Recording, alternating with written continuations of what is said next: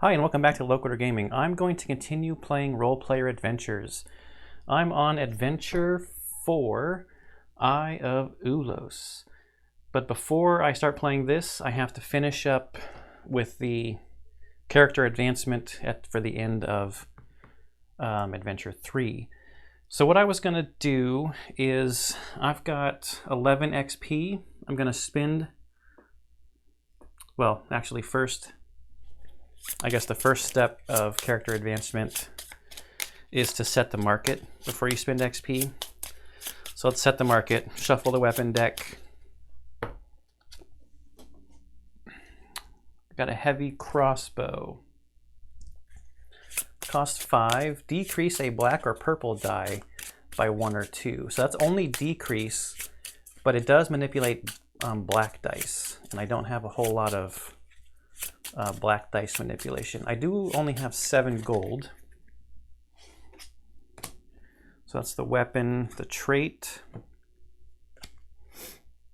is gnomes get a discount. It's trustworthy.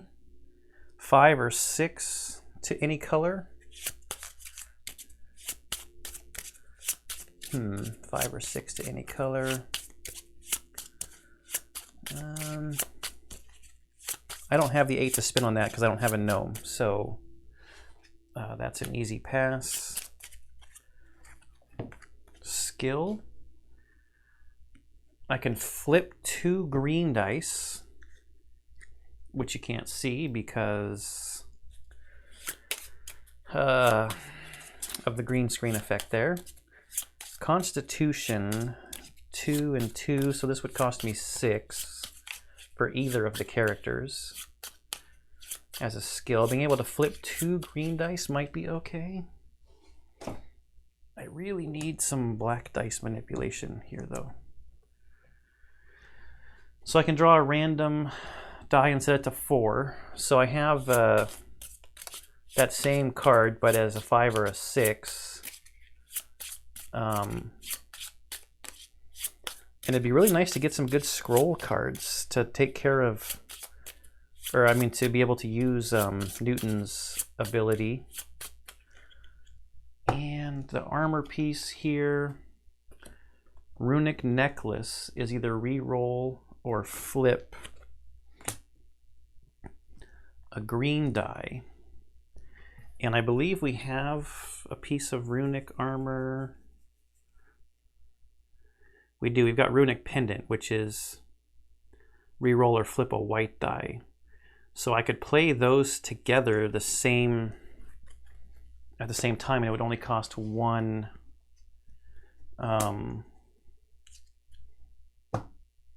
card play.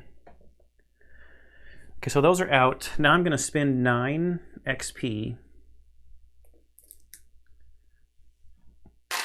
to advance my bonus play limit. I like having the ability to play cards. My bonus play limit was 2. So 5 plus the play limit of 2 plus the current bonus play limit of 2 is 9. So now that goes up to 3. And I think I'm going to save that XP that I've got there. So I've got 7 gold.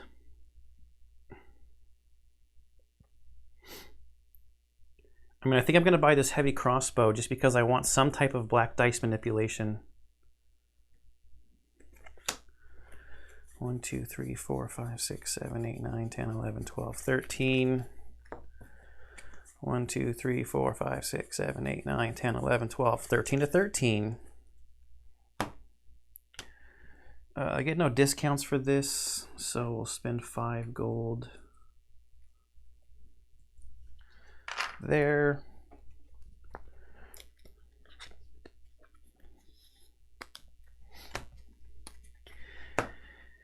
And I know I did count, but I got a little bit of strategy in how I'm placing that card. I want it over here because both of my characters get a 2 card play limit, right? So I can get purple dice out with this character as a card play, but then I think it might be wise to, since we're using up a card play over here to get purple dice out, to then maybe have some purple manipulation on this side. I don't know if that's smart or anything. I don't know. I feel like I've got some good green dice manipulation, or that being able to flip 2 green dice might be okay. The runic necklace also would have been a nice choice there. But like I said, I really need some stuff to manipulate black dice, I think. So I think that's it for leveling up. Now we got to go to setup. So I've got the 1 through 4 encounters here for the Eye of Ulos. Spin them around.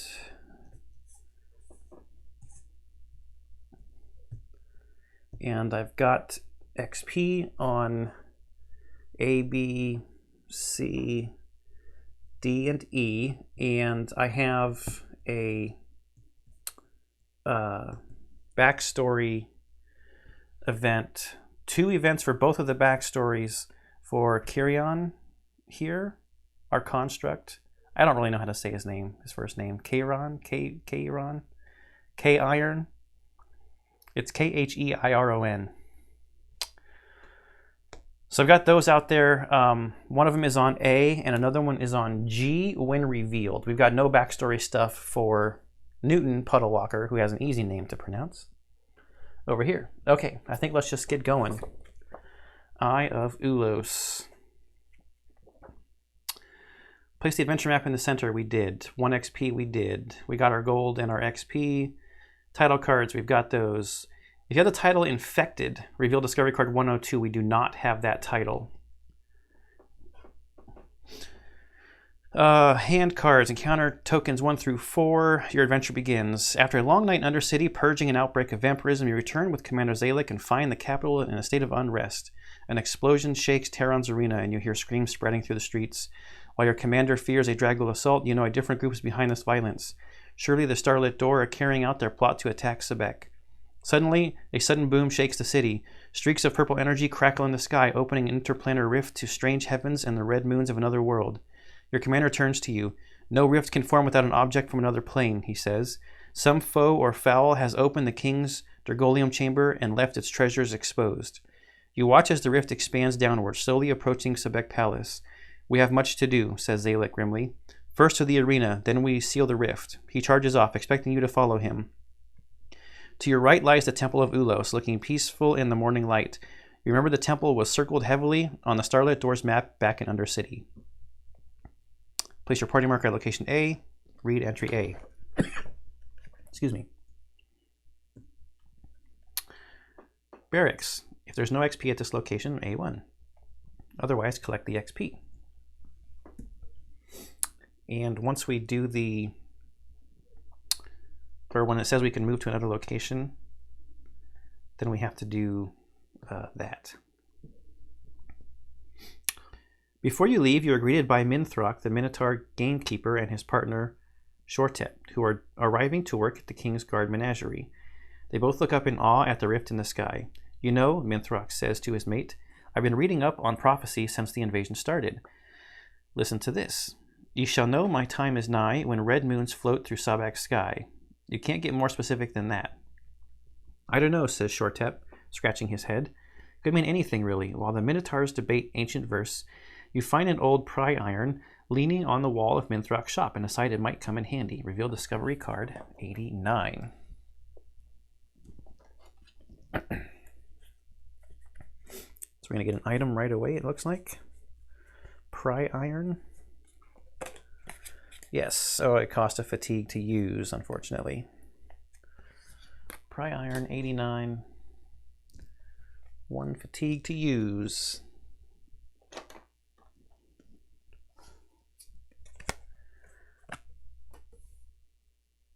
Shuffle the familiar deck and reveal 3 cards. Place them face up next to the adventure map and create a market. Oh. Okay.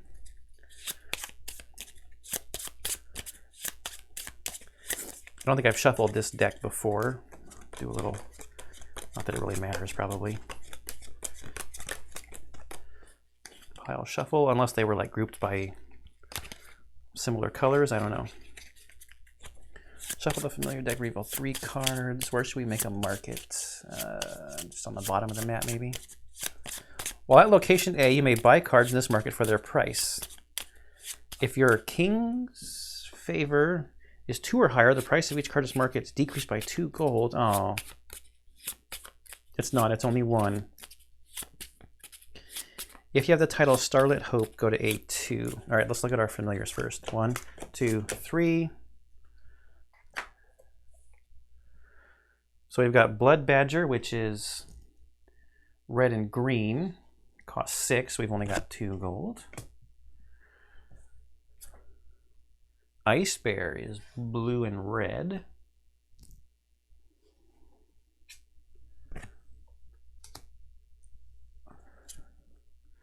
Shadow Drake is black and blue.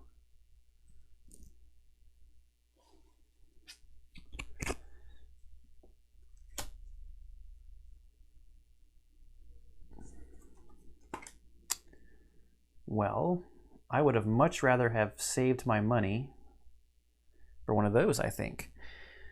I believe we have Starlit Hope. We do have Starlit Hope. So we have to go to A2. Binthrock and Shortep are hard at work feeding and cleaning their beasts. While at location A, you may buy cards. Oh, that's A1, sorry.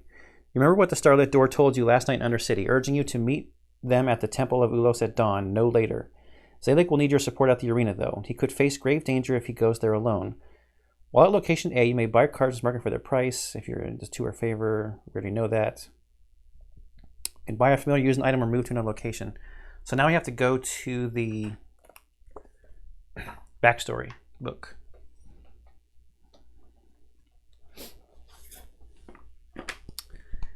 And Adventure 4, location A, Street Urchin is the backstory that we're looking at here.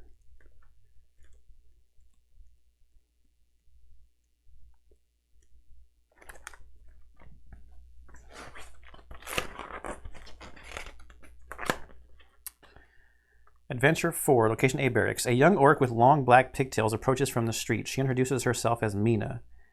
I wanted to see if anyone reported these missing, she explained. She opens a small handbag filled with radiant gems.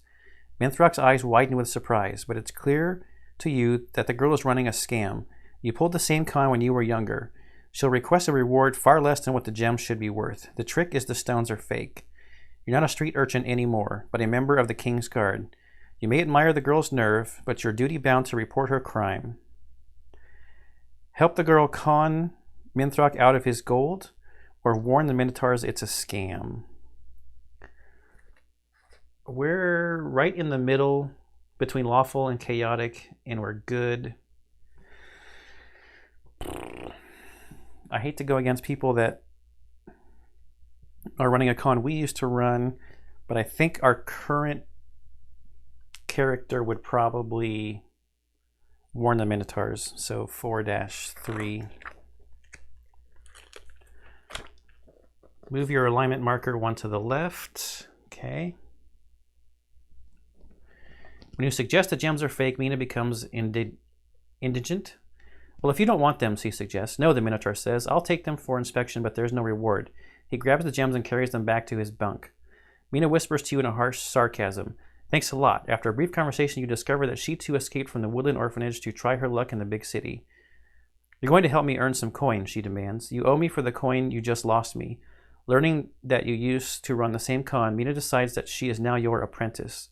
Reveal rare card 95 and add it to the Street Urchin player's hand. So now we're at buy a familiar, use an item, or move to another location. So let's get card 95, and then we don't really need this book anymore.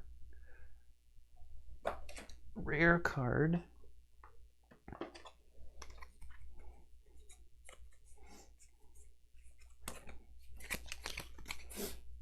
Rare card 95.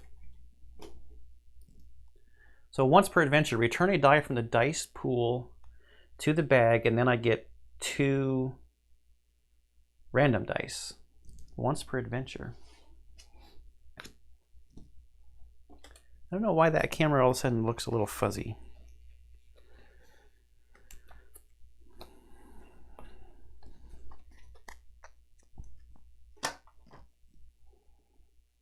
So trade 1 for 2, random.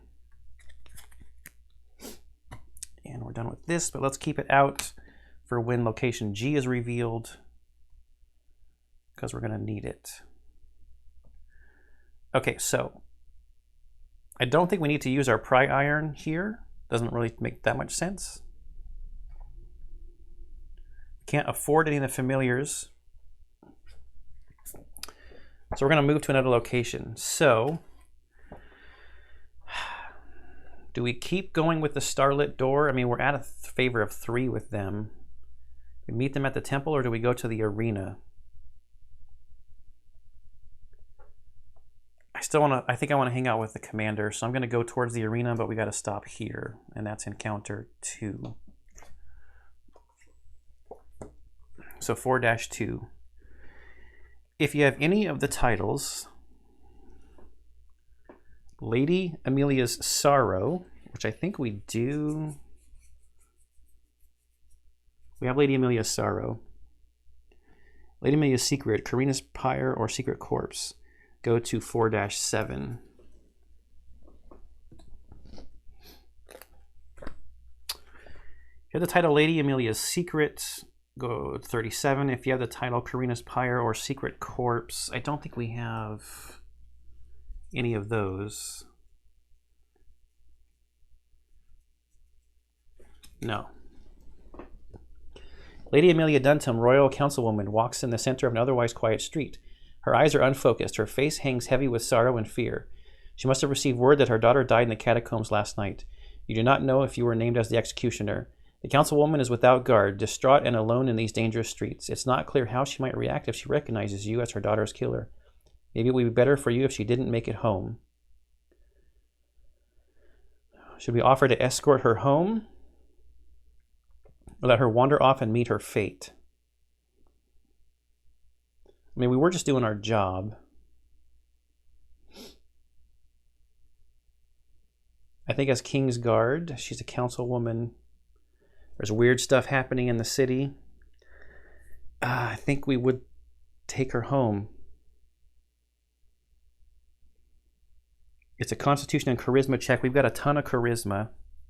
4-39, we're going to do it. We're going to escort her home. Probably dumb, but maybe that's a red herring, like they don't want you to actually do that. You offer to escort Lady Amelia home. She looks at you like you might be telling a joke. Of course she doesn't want to go home. You'll have to convince her. If your King's favor is 3 or higher, add 1 stamina to your Charisma attribute, but we don't. Skill check here. Speechcraft 2. QRS.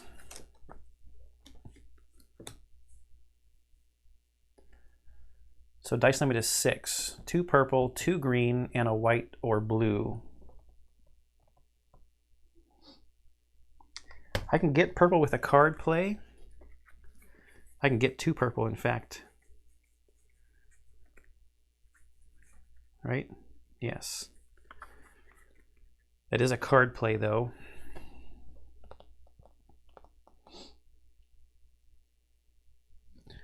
Thinking perhaps we should get a green. Just 1 green. I don't want to spend too many dice. And we've got a bunch of blue and white, actually. I've got more dice manipulation on white, though, so I'm going to get a white. I probably should get 1 purple.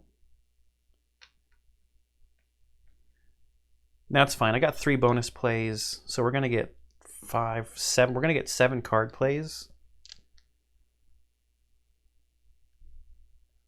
I think this is good. So dice limit of 6, I can draw 4 dice out of the bag. 1, 2, 3, 4. That was like nothing that I needed. Well, the green, I guess. So let's see what I roll. Maybe I can change maybe the red to a purple or something. All right, so both of the blue and the white became 6s. So if that goes there, we got a green 4. This could get flipped to a green 2.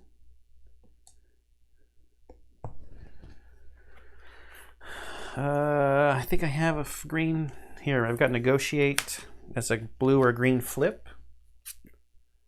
Blue or green flip. And just a discard. So the 5 flips to a 2. Now I need to make 2 purple dice. Anything to red or white. Any color to a 6.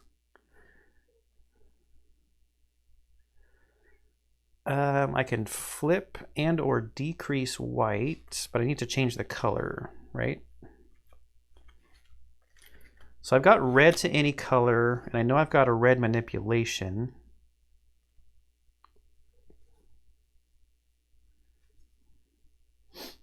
Or do I just go for the draw 2 purples and start manipulating the purples? A 5 to any color.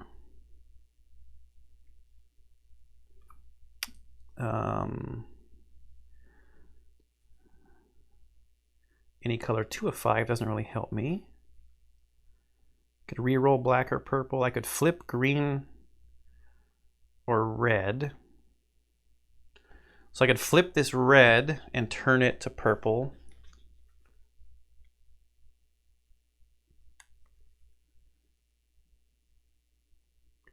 I could change green to any color.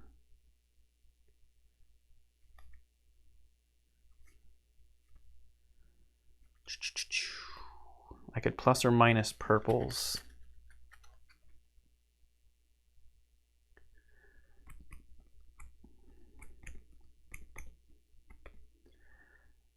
I think, let's see, I can't flip. What else can I change though? What color manipulation do I have? Green to any color. But then what? I've only got red to any color, right? Any color to red or white doesn't really help me. Any color to a 6. No, I've got to get, because I've only got one other color change of what I've got out here. I think I have to play this banish card to get 2 purples from the bag. We've got the backup of this, of the red manipulation there. Why'd that look like there was a familiar die in there? There's not. Oh wait, I don't have to draw random. I'm getting 2 purples. Purple and purple.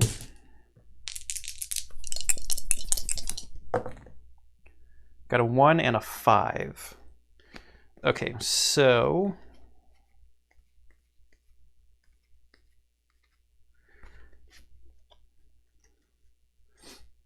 do I have a purple flip? I don't think I have a purple flip. I have a purple reroll. I had that purple decrease card, right? Decrease a black or purple die by 1 or 2. Okay, so we will play heavy crossbow to decrease the purple die by 2 to make it a 3. And then, so that's 2 cards over here. And we're going to play this glaive card to up this by 1. And we did it. Play cards, alter the dice, spend, gain rewards. We got 2 XP. Return cards from the discard. So we play discard cards over here. And then dice back to the bag. The rest token does not need to be flipped. And we will go back to our entry here. You're offered to escort her home. Pass. She reluctantly agrees to return home. 4-41. Lady Amelia hears the wisdom of your words and agrees to go home. When you reach her estate, she gives you a few coins for your trouble. Gain 3 gold. Yes. I want gold to buy one of these familiars. I'm 1 away. I really want this Shadow Drake. I think. We can either rest or move to the next location on your path. I think I'm just going to keep moving because I did not use any of my bonus play tokens. I've got a couple spent cards, a little bit of fatigue, but I think we're good. So I'm going to go to the arena. If there's no XP, you go here. Otherwise, collect the XP. If you have the keyword temple, we don't have any keywords. As you race towards the sound of chaos, the rift above the palace... Oh, that would be probably if we went to the temple first. The rift above the palace splits open further, revealing the swirling sky of another world. There's no telling what might happen if it grows wider. We must finish our business here and hurry to the palace, says Zalek. King Terran will need our help. At the arena, you're met with a harrowing sight. Today's combatants have escaped through a massive hole and are creating havoc in the streets. A homogeneous ogre overturns... No, homogeneous. Wow. I didn't get enough sleep last night, obviously. A humongous ogre overturns a fruit cart and stomps on its vendor. A gang of goblins throws chunks of rubble at everyone in sight. Zalek draws his sword and charges at the ogre, leaving you to decide what to do. Zalek is a skilled fighter, but it is unlikely that he can take down the ogre alone. If the goblins are left unattended, though, they will certainly harm many residents of Sebek with their rubble. Record the keyword arena. Yeah, so this is a recording that we went to the arena first instead of doing what the Starlit Door wanted us to do. Do we confront the goblins or confront the ogre?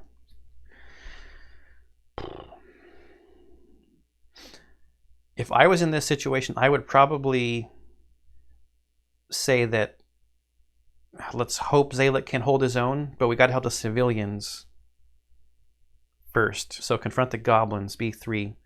You leave the ogre to Zalek and approach the goblin gang. One of them throws chunks of debris while shouting taunts at you. Underneath the rubble, you can make out the arm of their fallen friend. It seems the others are working to free him. Oh.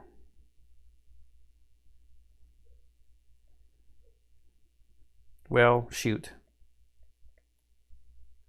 So we can either attack the goblins, talk the goblins into leaving, or help them dig out their friend. Maybe they won't attack. Let's dig out their friend. That's a hard choice. Or do we talk them into leaving? We used our purple cards already, and the talk them into leaving a strengthened charisma.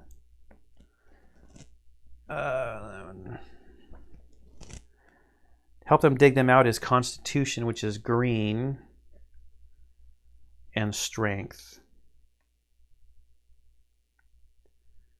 Let's dig him out. You raise your hands in a sign of peace. Let us help you dig him out, you call. The goblins seem confused at first. When you sheath your weapons, they see you mean no harm and wave you forward. The fallen goblin is not well. He's badly hurt beneath the rubble and must be freed quickly if there's any hope that he will live. The stones are heavy and the work is hard, but you exert yourself without pause. If your Dragul favor is 1 or higher, each player adds 1 to their con, but it's not. Skill check endurance 2. We should have rested, because if we were going to do this, we would have gotten our thing flipped back over, but that's okay. I didn't want to spend the XP, I guess. I didn't when I don't need to. Endurance. Green. 3 green. A red, and either a red or black. What are we at? Oh, crap. B8 right here.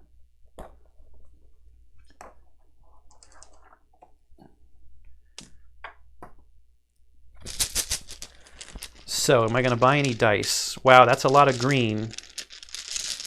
Shoot, I got to buy at least 1 green. And a black. I don't have anything that changes stuff to black. And let's buy a red. And then we'll get 3 randoms. Those are 3 green, right? Yeah, 3 green. That makes sense. Endurance would take Constitution. There's 2. Then we got a white and a red.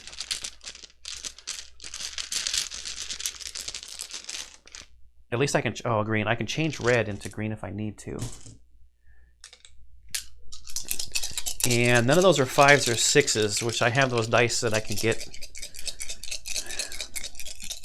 dice to set them to 5s and 6s. Okay, be a good roll. Well, we did get a red 2. Our greens are kind of terrible.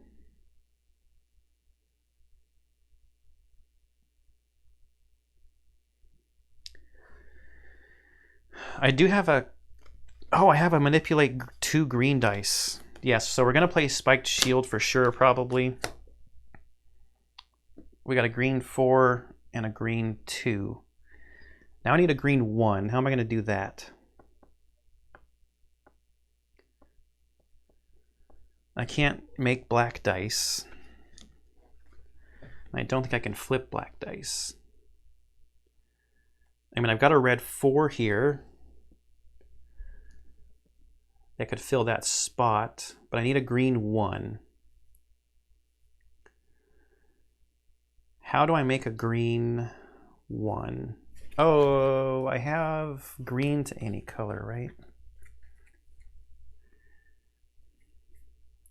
Any color to a 5 doesn't really help me. I mean, I could get a green die with Grim Taker. I can flip green or red.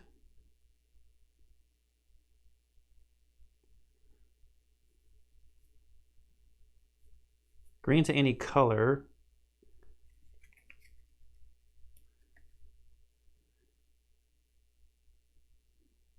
This is any die to a 5. 5 to any color. Maybe I play Grin Taker to get a green die out. I'm going to flip those over so I know that they're not played this round. Here I could flip green. But how do I get a green is the question.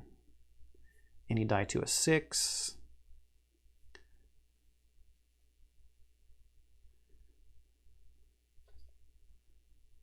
Gray Matter's a random card. I think I'd just play Grin Taker to get a green out.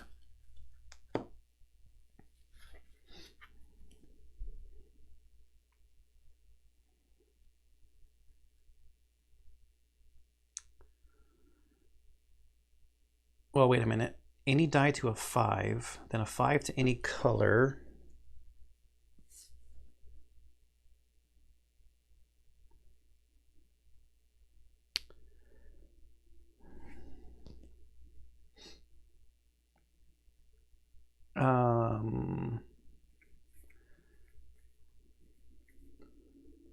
Green to any color.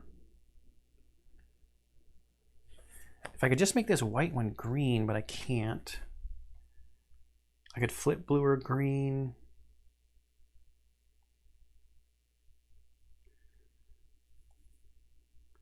I could make any die a red.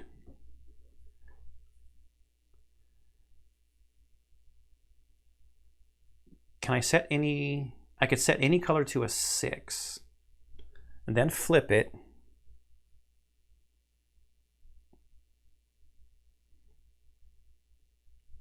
But I don't have 6 to any color.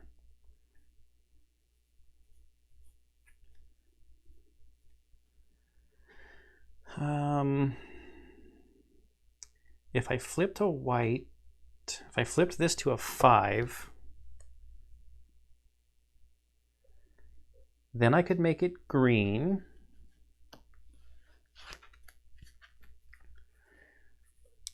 But I'm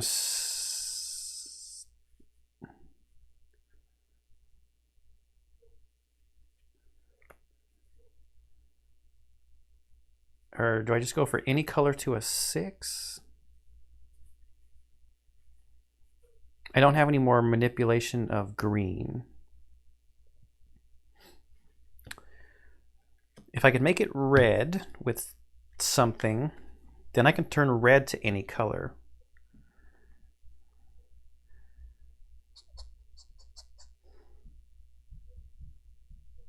right? So, do I have something to... Yes, I have this to make it red.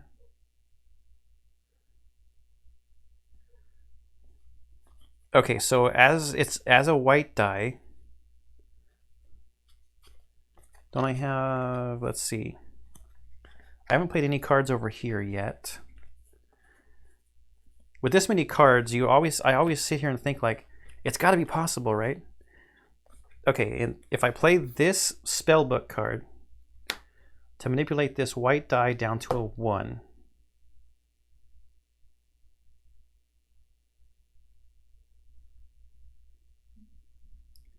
then I play Steadfast, any color to red. So now this white die is red.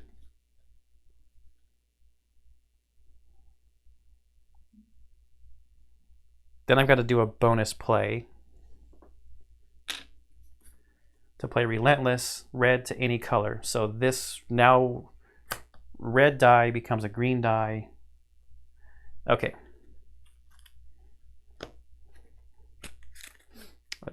Solved it. So gain the rewards, 2 XP. Dice back in the bag. We would flip the rest token, but we don't need to. And back to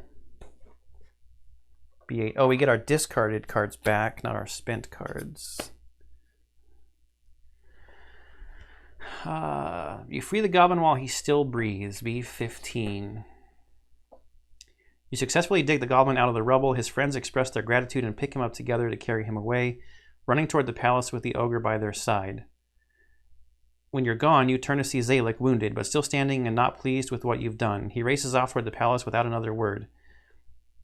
Amongst the rubble, something shiny catches your eye. You find a shard of reflective glass embedded in a head of cabbage. You remove the shard and decide to take it with you. Reveal discovery card 84.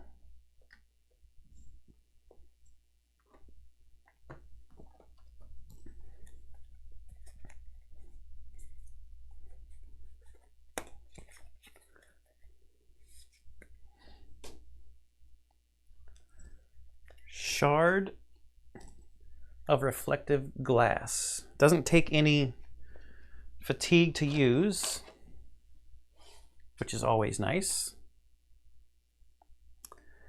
Record the keyword shame. Oh boy.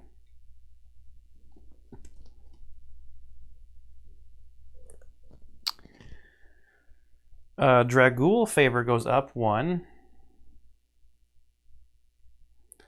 So we can either use an item, rest, or move to another location. Let's use our shard of reflective glass. 84. So B84. Yes.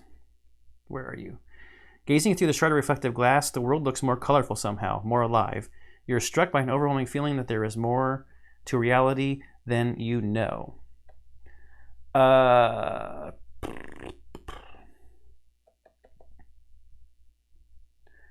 So there was lots of debris and stuff, right? Let's spin the stamina to use our crowbar. We're probably gonna need to rest. That's 7 and 5 plus 1 bonus play. The crowbar is 89. You find a crate and pry it open. There are a few apples inside. They are crisp and sweet. Each player returns 3 stamina from your fatigue box to the supply.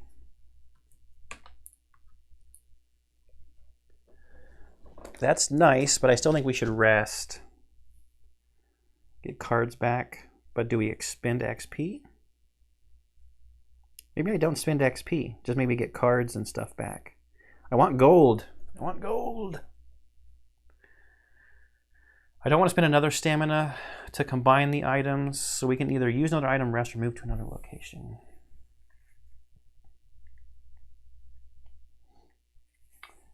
So, what's his name? Zalek, he ran off towards the palace.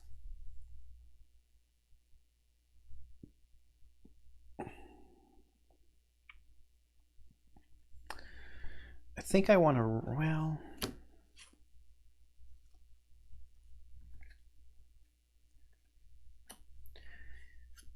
We might actually still be doing okay. Let's not rest yet. Let's go to the temple. We're going to move to another location. Location C. If there's no XP at this location, otherwise collect the XP. If you have the keyword arena, we do. We go to C2.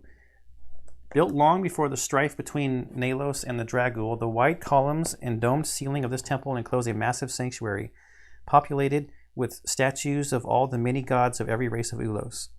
An elderly Kaika priestess, I like it before where it, in parentheses, told you how to pronounce some of these weird words, these made-up words. Speaks from the darkness behind you. I'm afraid your starlit door friends have already come and gone, and they took the Eye of Ulos with them. The priestess points to an open Dragulium door in the temple floor. Traces of blue energy linger in the air above. A cold breeze blows through them. With the Eye of Ulos, they can open a rift to Ictel, Plain of Frost. Meanwhile, King Terran has somehow managed to open a rift to Afril over his own palace. May the gods save us. The priestess wanders off, mumbling to herself. Beyond the columns of the temple, you see a gigantic bat circling in and out of the rift above Sebek Palace. Alone in the temple, you find a focusing lens at the base of Kent, satyr god of wine.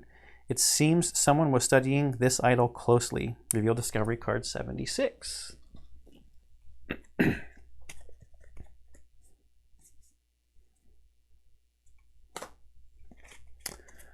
Focusing lens takes fatigue to use.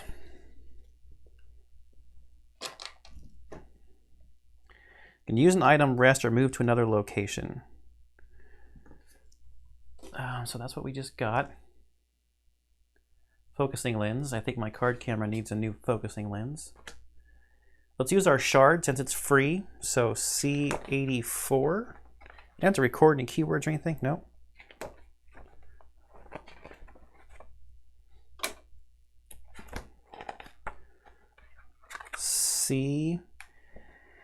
C84. You hold the shard of reflective glass carefully. In the reflection, each statue seems to move subtly, their eyes and facial expressions adjusting ever so slightly as you turn your attention to them one by one. Kent, the satyr god of wine, looks down on you and smiles. At the base of his statue, there's a golden chest, but when you look without the mirror, the chest is not there.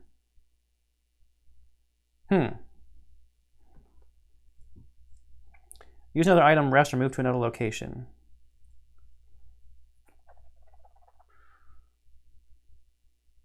Should we use our prying iron? Cost fatigue. We're going to rest here probably for sure.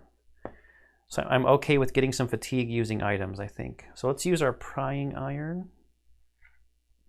Maybe we should use the focusing lens first because we found it here.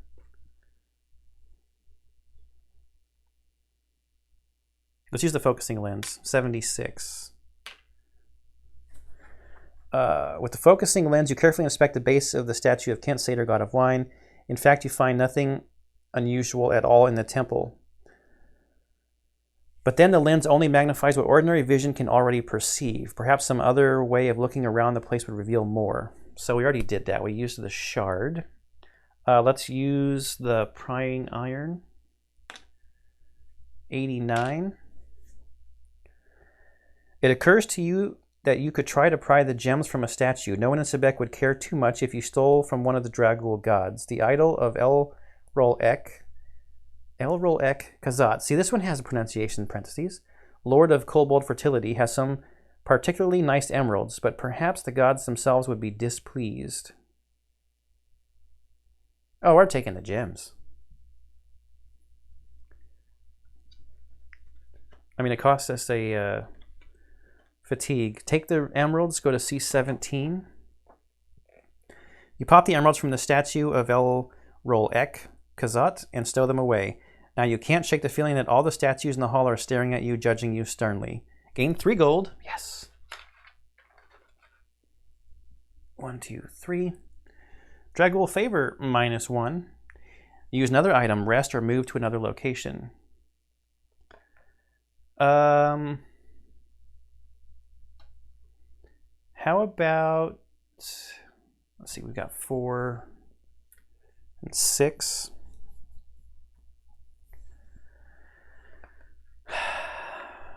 We've already used the free one. I don't know if there's anything else we should do.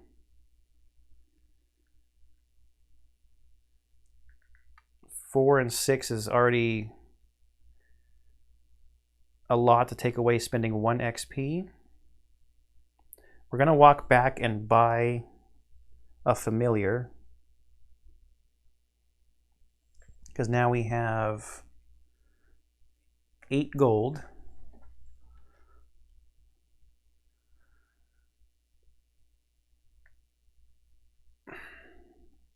But there was a gold chest, so like, and we tried to open, maybe we should do the focusing lens and the pry bar. Maybe we can look in the focusing lens and try to open the chest. This seems odd, but it'll probably tell me I'm dumb. So we're gonna do this and this together. So the reflective glass and the pry iron.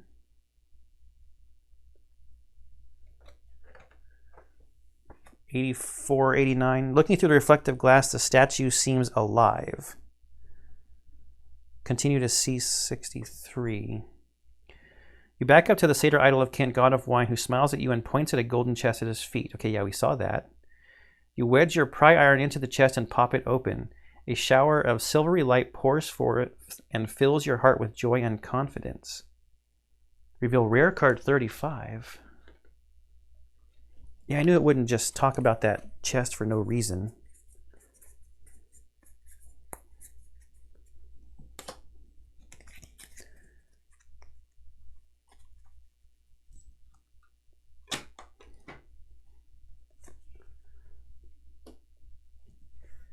Emboldened. Add 2 stamina to one of your attribute rows from the supply, ignoring the usual limit.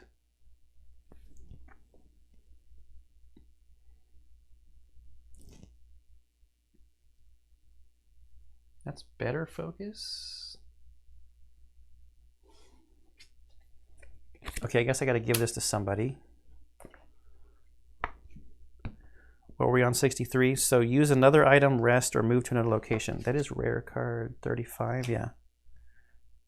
Fills your heart with joy and confidence. Add 2 stamina to one of your attribute rows from the supply. I guess we'll give that to Newton.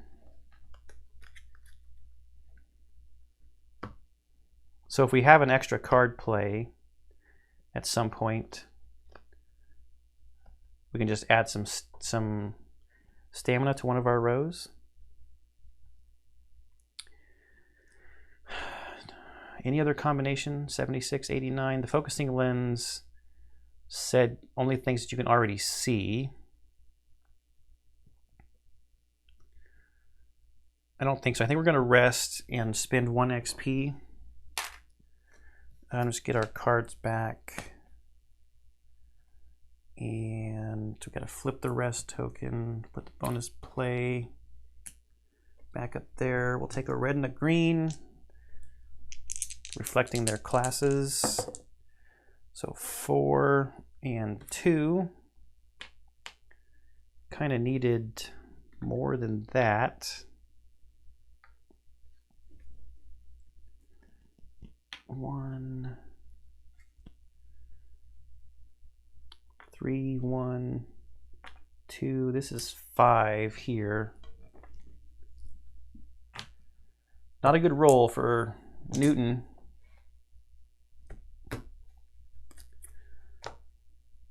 Okay, so we're going to go to the gates now. So we'll go through this encounter. Encounter 1.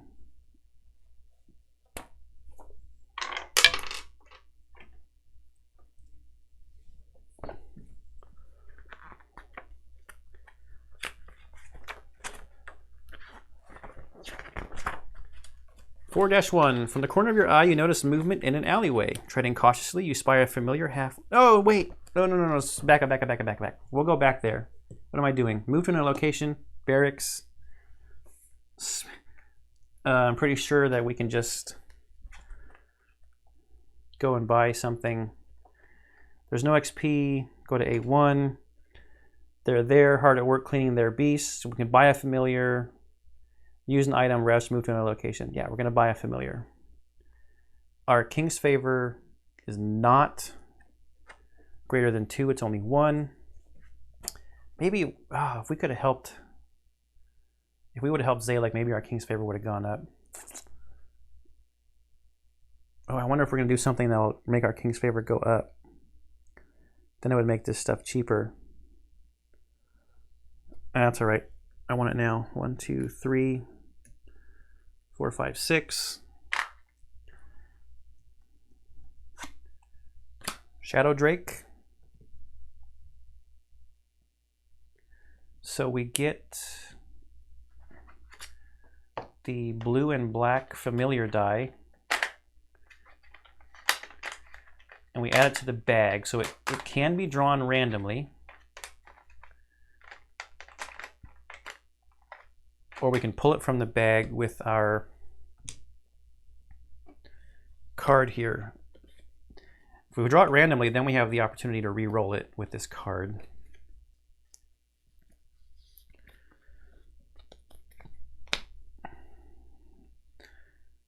He got the other card earlier from his backstory, so we'll keep it like that. Okay, now we'll move to another location. Up there. Treading cautiously, you spy a familiar halfling prying open an entrance to the sewers. It is Rose, the blacksmith from Jolev. Her cloak is covered in dust. You notice traces of explosive bluestone powder on her shoes, and you see the Starlit Door insignia on her ring. It seems Rose had a role to play in the cult's plot against Sebek.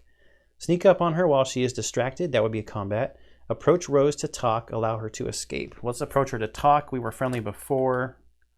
4-44.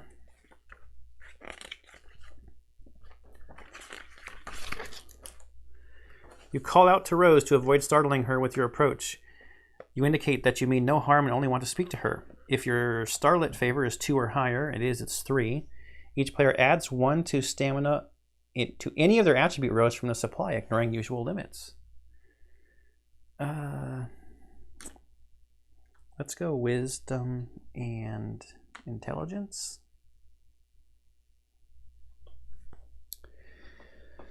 Skill check, speechcraft 2. Well, we have to pass this just to get her to talk to us.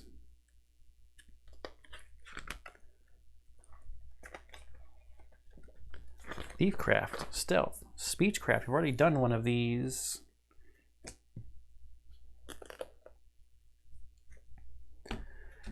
Purple we can get from the bag.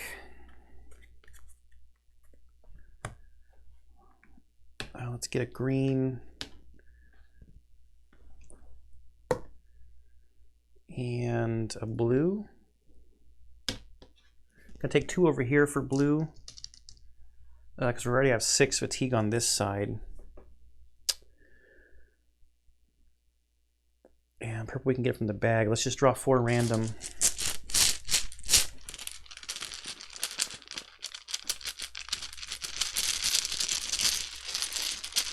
We can't change, well, we could change red into anything. I wish I had more of those change into anything. I guess I have green to anything too, so if I get a couple extra greens. There's 2, a blue and a red. I have red to anything. I don't have blue to anything though, and there's 2 more. This is not good.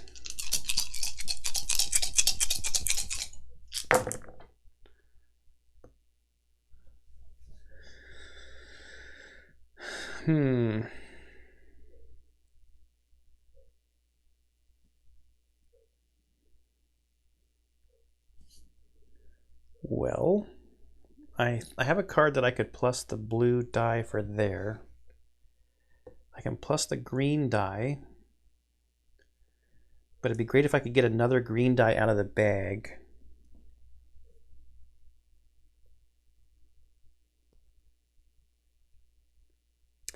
I can set anything to a 5, right?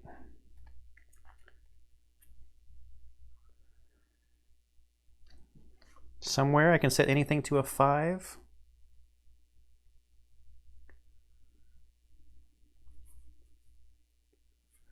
I could use Mina. That's once an adventure though. Decrease blue or green. Set any color to a 6. I've got 2 6s in there already. I can draw anything to make it a 5. I could flip a white.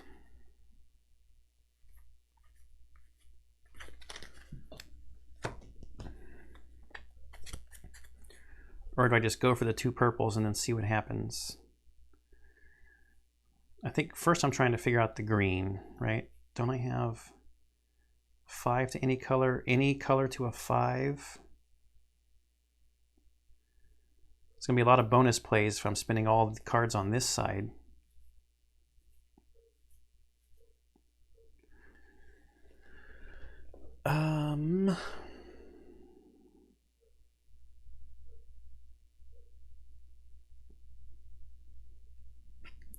I don't have like a blue to any color.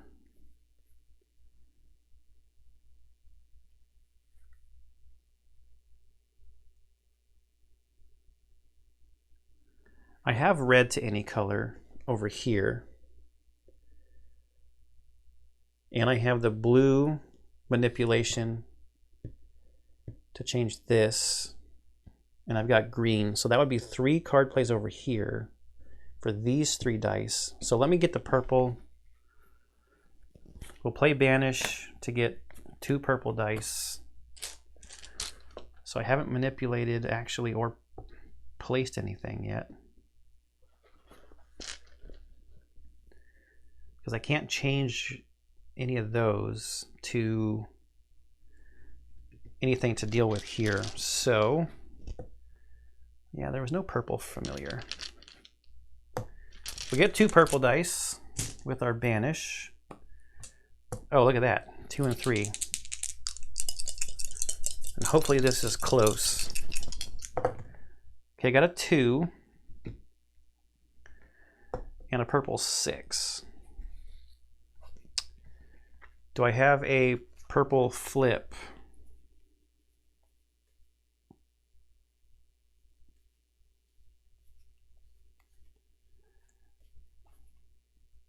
I have a purple re-roll.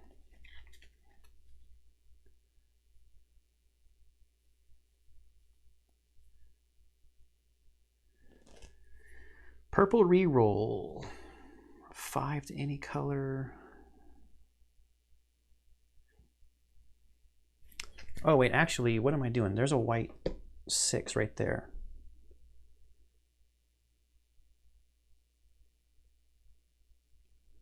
So I don't really need that manipulation there. That I can change to green, that I can plus with those cards. I just need to figure out how to get this to a purple 3, or this blue to a purple 3. I don't have anything to change a blue though.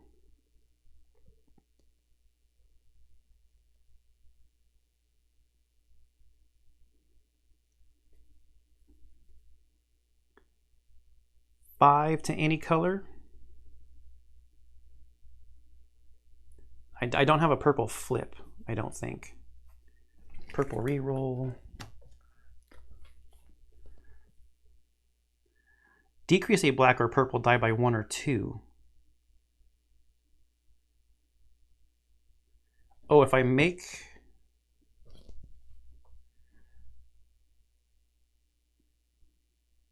well, let's see. I've got the other purple manipulation somewhere.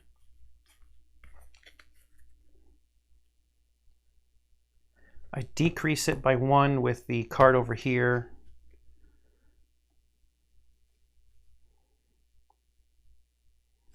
Okay, so we'll do this. Heavy crossbow is a discard. We can decrease this by 2 to a 4.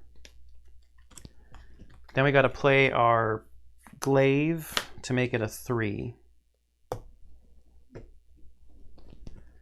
Okay, so we're out of normal plays over here. We've got one normal play left over here. We're going to change this red die to a green with Relentless, red to any color.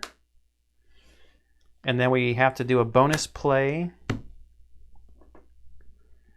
to use our Spiked Shield spent card to make this a 4.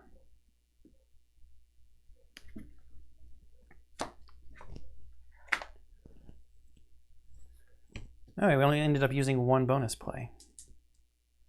I mean, we did our purple spins again here. Okay, 2 XP.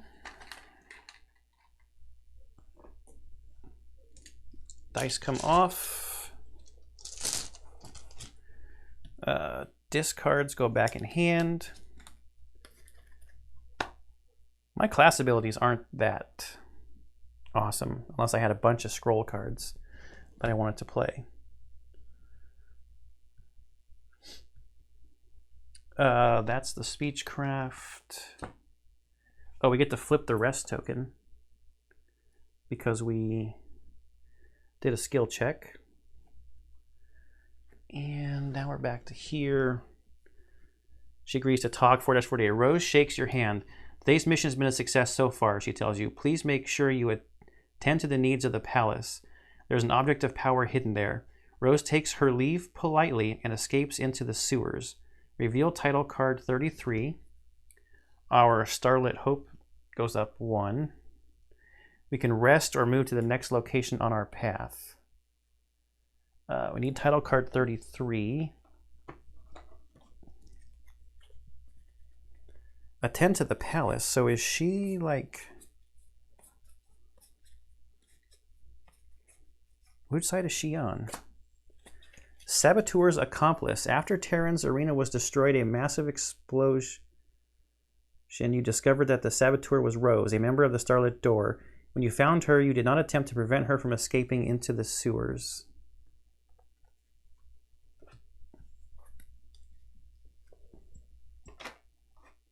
I don't know whose side I'm on, I guess, at this point.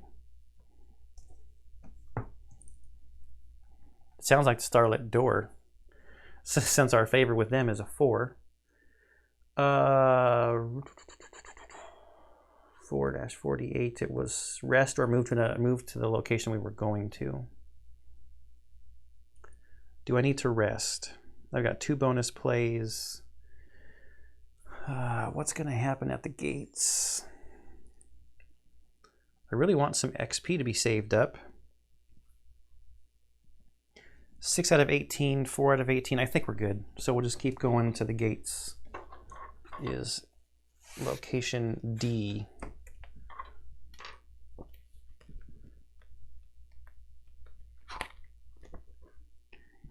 If there's no XP, go to D1. Otherwise, collect the XP.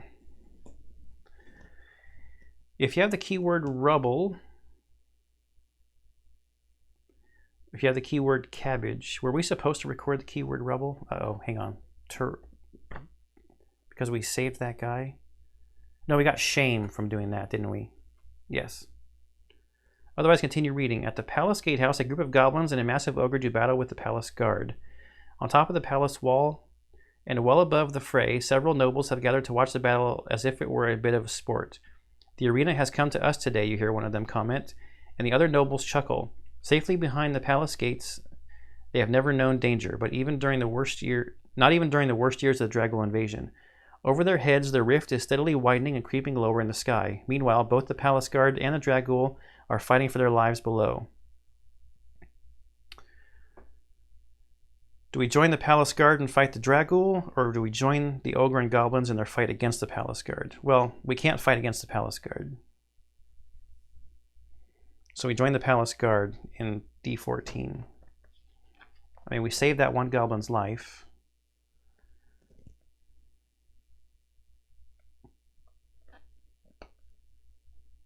Right, we weren't supposed to record the keyword rubble. Did I miss something?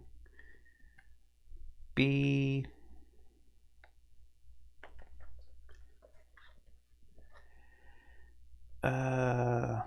Confront the Goblins, B3. Talk the goblins to leaving. Help them dig out their friend, B8. You free the goblin while he still draws breath, B15. No, just shame. Okay.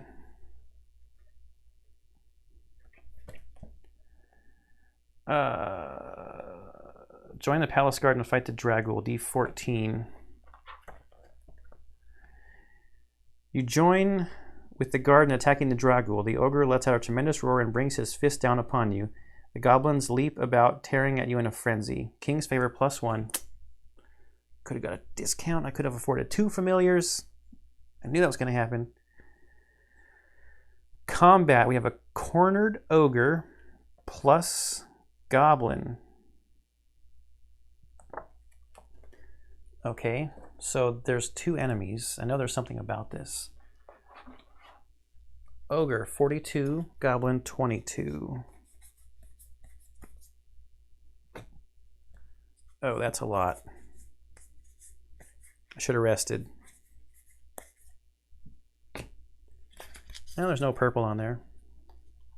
There's quite a bit of green. Spiked shield would have been good. Should have rested. But we get cornered.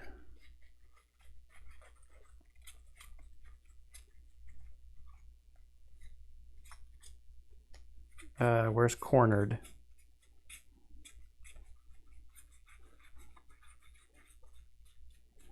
Here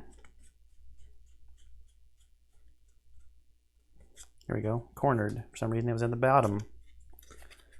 On the bottom. Okay, goblin. White and red 5. Green or black 6.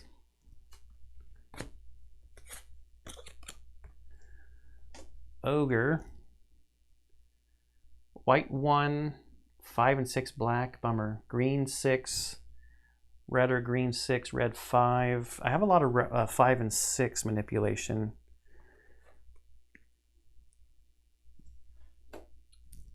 At the start of this skill check or each round of this combat, add a random die to the dice pool. This does not count against the dice limit. That's cool. So we're getting an extra die for the ogre. Now there's something about fighting multiple enemies.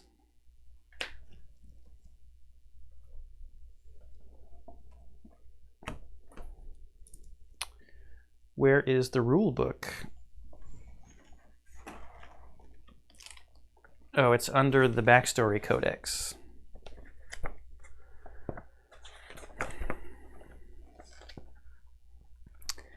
Build the dice pool. The players can place dice on the enemies in any order. When an enemy is defeated, its round marker is removed and its assigned modifiers no longer apply. For the party to be victorious, all enemies must be defeated. Okay, so I screwed myself by letting the goblins go, because now I'm fighting against them here. All right. We don't need blue. Black. Let's get a black die.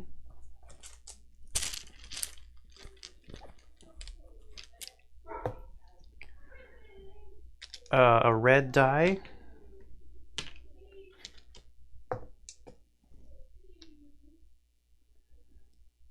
Should we get a white die? We don't really need purple. Those are our 3 dice. Oh, I should be looking at what has the most damage. Yeah, black, red, and white. Yeah. But because of cornered, we get a random die.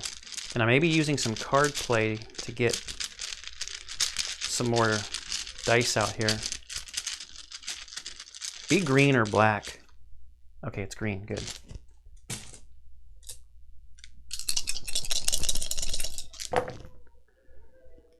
All right, so we got a white 5. That's good, because that's a lot of damage. Oh, we need round markers.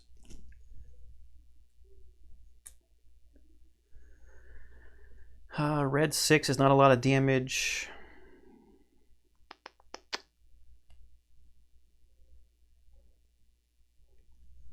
I think I need to play this red to any color to make this black, because that's a lot of damage.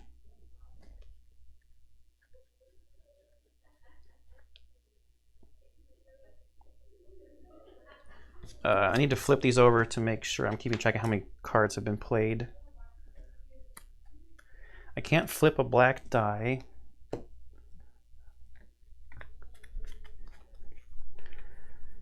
I need to get a... Oh, you know what? I have a green to any color card that I should play here because that's a lot of damage.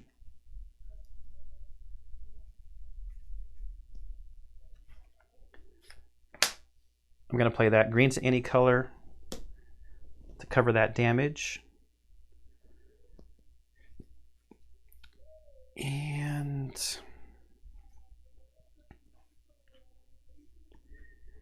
any color to a 5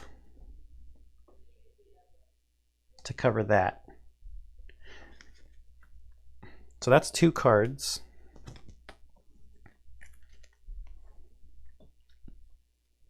This is 4 damage, just advancing the round.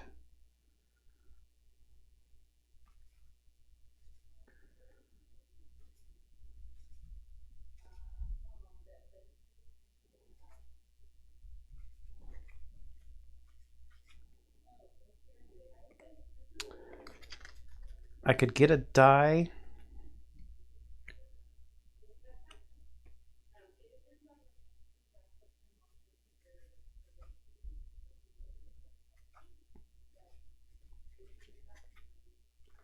I'm going to play gray matter just to get a die out of the bag, a random die.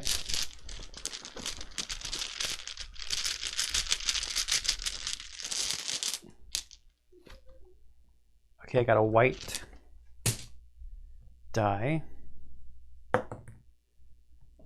It's a 2.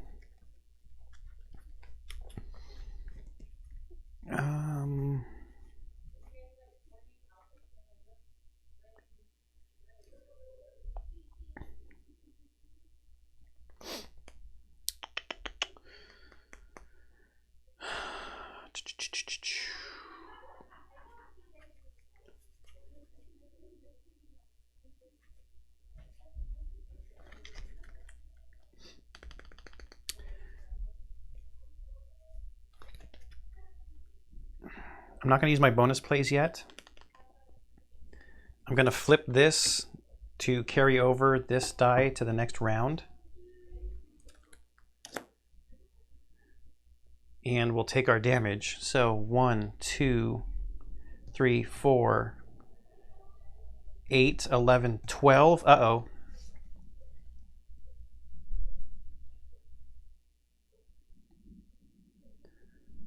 I can't do that.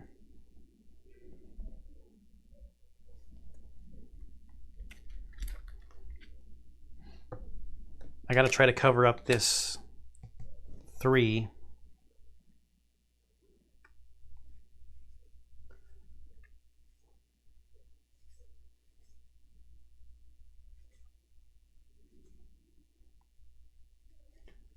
So, guess I'm using all my bonus plays here. I'm going to get a random die and set it to a 6. That's a bonus play. I might be in trouble anyway with that 4. 4, 5, 6, 7, 8, 9.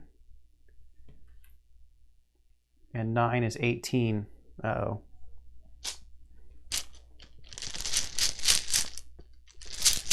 So I need to draw a green out of here.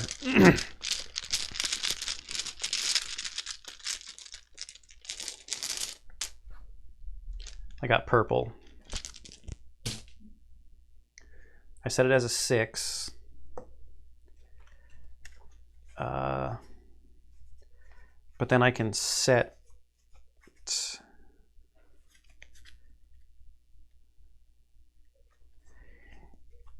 any die. Thought I had a set of 6. Any color. Oh, any color to a 6. I did that wrong. Shoot.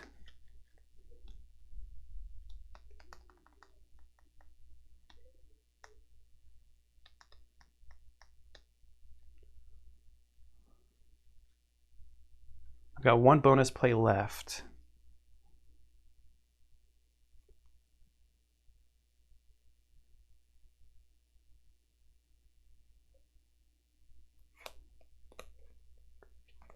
I think I'm about to be knocked out.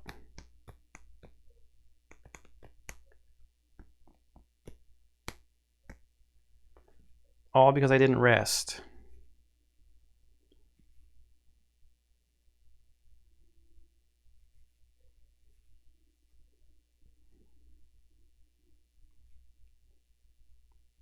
So what do I have here? 5, 6, 7.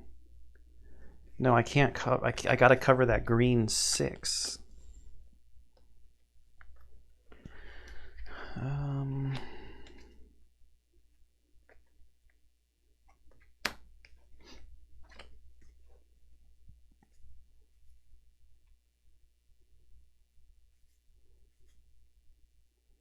Five to any color? Nope.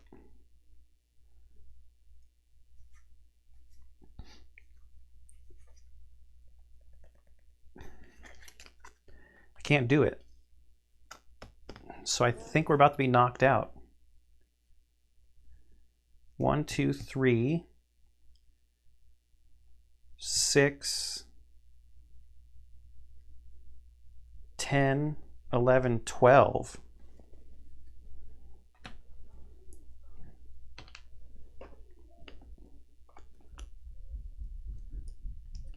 I don't know what happens now.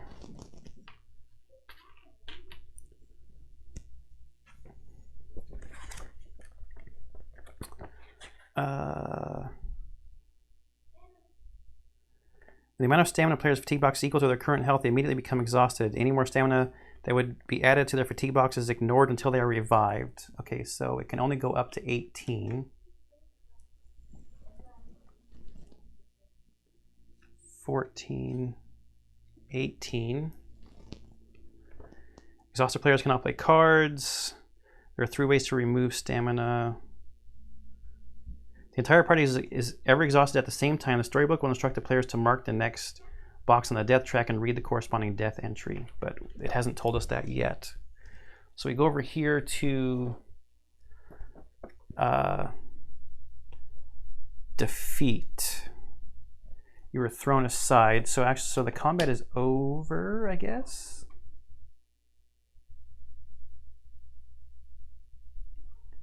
Game rewards for covered dice slots. We did cover 4 XP.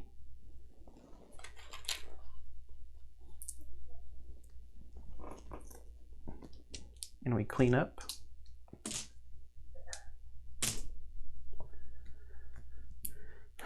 There might have been a way I could have, oops. I should have pulled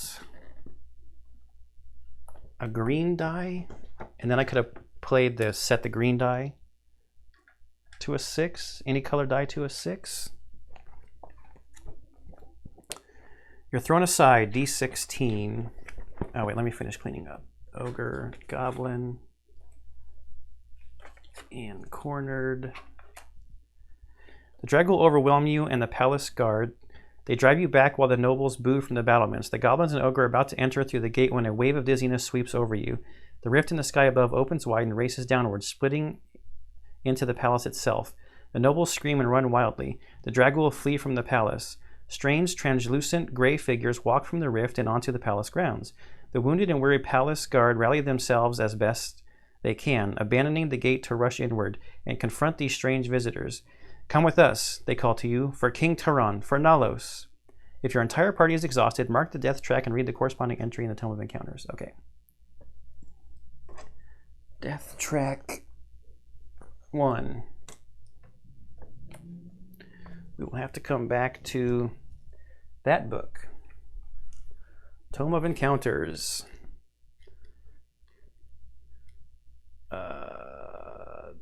Death. 1. You sit down to rest and your vision becomes distorted, as if a rippling curtain of fog were passing between you and the world. When the fog lifts, you find yourself in a stone hallway, cold and dark. An old woman approaches from the darkness, wearing a black hood that obscures her face. Her voice is warm and kind. "It's good to see you resting," she says. Azima's world is full of struggle, and a soul grows weary. She finds a smooth flagstone and sits down beside you. "Oh dear," she complains. "This floor never gets any softer, but look, I've come to give you something." She extends a bony hand from the sleeve of her cloak, revealing a bag of glass marbles. Each marble contains a small, compressed creature looking angry and uncomfortable. You reach in and grab one. If you're playing in Legendary mode, Death Legendary, no. Reveal Rare Card 7. Reveal Rare Card 7. Storybooks everywhere in this game. Rare Card 7.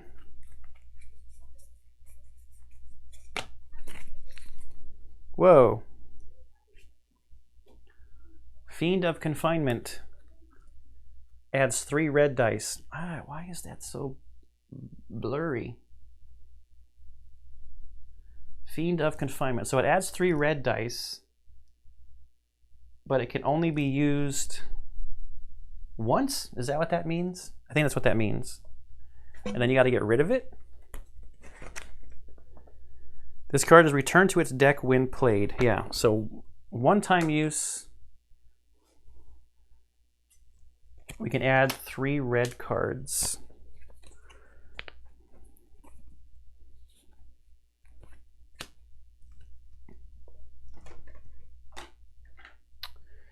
Record the keyword passage.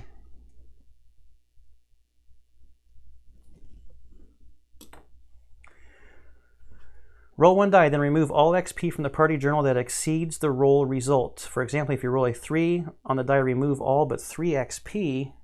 Oh man, we're about to lose a ton of XP. Are you kidding me?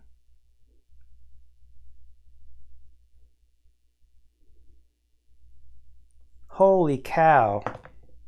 2?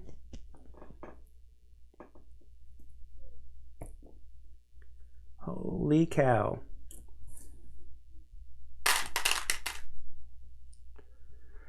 Each player roll 1 die to remove all stamina from your fatigue box that exceeds the roll result.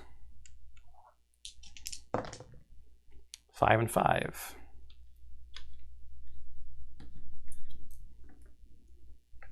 Wow, that's brutal.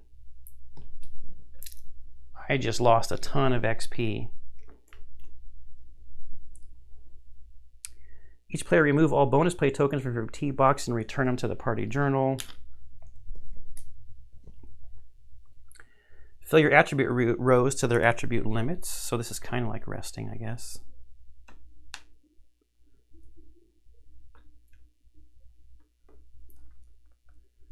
One there, one there, one there.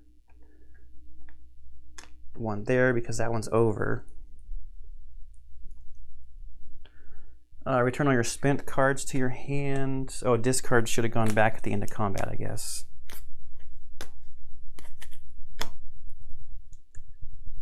Flip your class ability face up. If you've just completed an encounter, move to the next location on your path. If your party marker is already at a location on the adventure map, read the base entry for that location instead. And that is the end of the death entry. So let's go back to like just 4 in this book somewhere.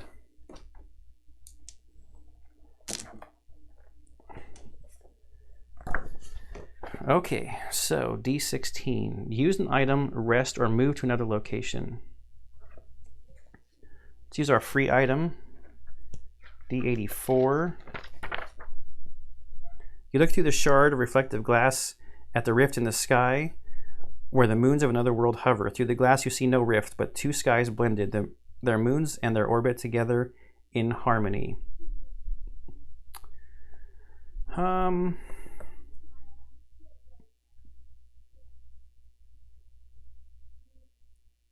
Use another item, rest, or move to another location.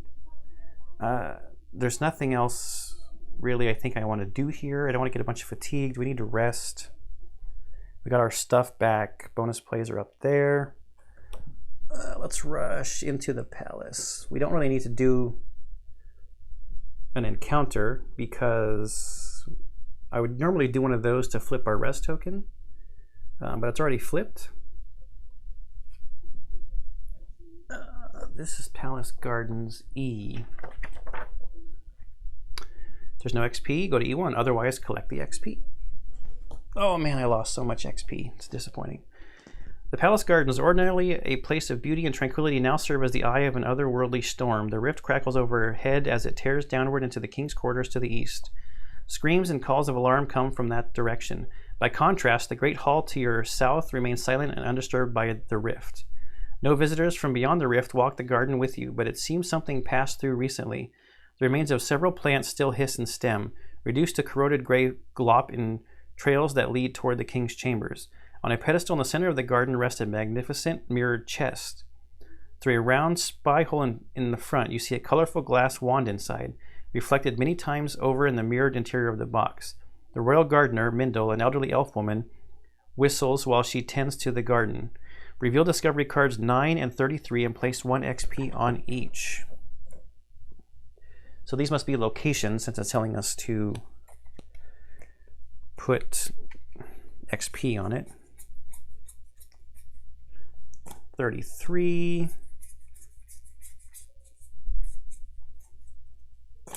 and 9.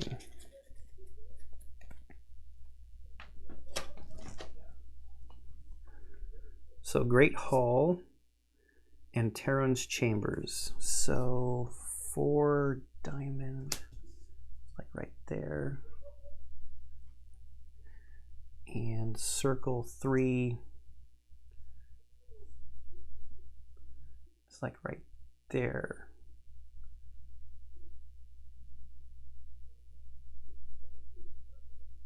How do you get to Terran's Chambers?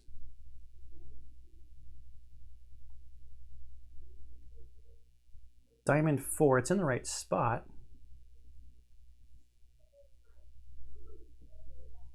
I mean, maybe that just counts.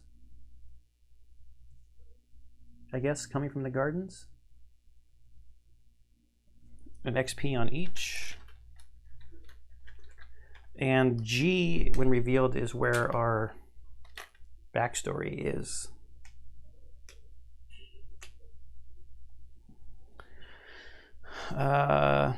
If your king's favor is 2 or higher, it is. Mindel will trust you with a secret, E2.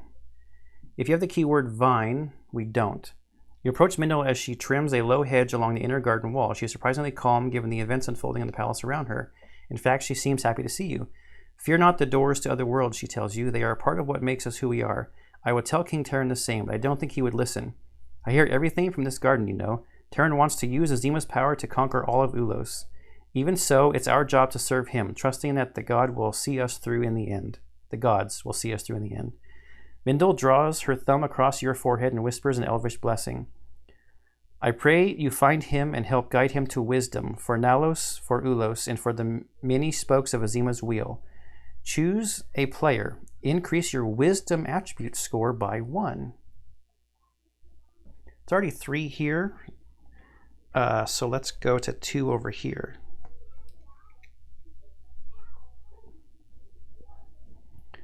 Record the keyword vine. Use an item, rest, or move to no location. So we've got our free item, 84.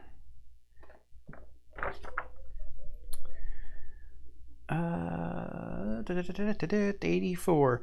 With the shard of reflective glass, you're able to catch a beam of light from a gap in the foliage above and cast it across the mirrored chest, but the light is too diffused to have an effect. Too diffused.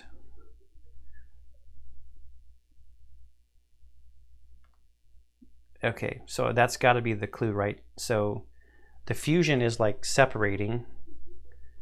So we focus it with the, should we just use the focus lens? We got to spend 1, or do we got to use them together? Either way, it's going to cost us a fatigue. What am I at now? 6. Let me just take 5 off of here. Yeah, dying sucked. I lost so much XP. So now the question is, do I use them together or do I just use the focus lens by itself? What are we at? An hour and a half. I'm going to try it together. 67. No, 76. The focusing, oh no, I'm using them together. 76, 84. With the reflective shard, you're able to send light into the focusing lens and direct its beam through the mirrored chest spy hole. Yeah, so that was the clue. Separating, diffusing, then focusing it. Go back to 66. Within the chest, the beam bounces among the mirrored faces, passing through the wand and its many reflections. An incredible glow emanates from the keyhole, and the lid suddenly pops open, revealing a glass wand to the light of day. It's lovely to look at. A small plaque inside the box reads, Wand of Truth. Each player return 1 stamina. Reveal discovery card 67, and then we have to move to another location. We can't even do anything else. So 67. Discovery card? Not rare card or anything? I forgot to look. I was going to look at the FAQ. Yeah, Wand of Truth. Costs of fatigue to use.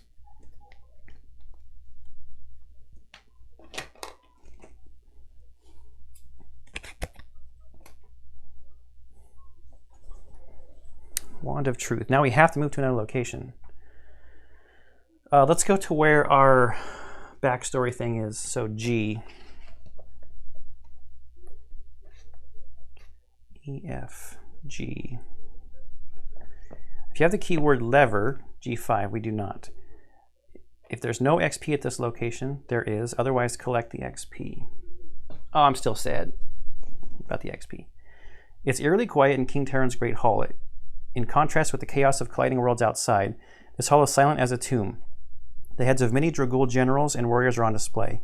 These are King Terran's many trophies, collected at each victory for Nalos during the long and bloody war.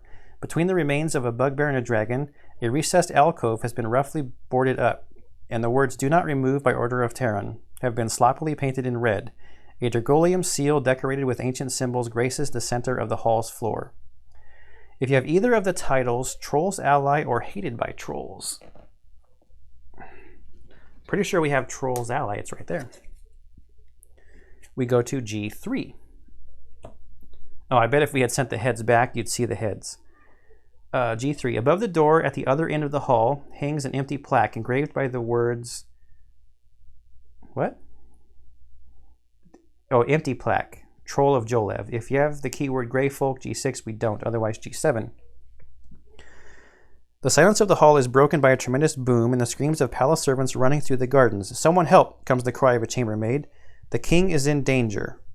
Use an item, rest, or move to another location. We don't really need to rest because we have all of our cards. We have all of our bonus play. We've got 5 fatigue. Let's use the shard 84 because it's free. You look through the shard at the head of a Gorgon. She was blinded in this world by King's Guard soldiers. In the reflection, she wears a blindfold. The snakes on her head writhe in your mirror, and her face contorts in a silent scream. All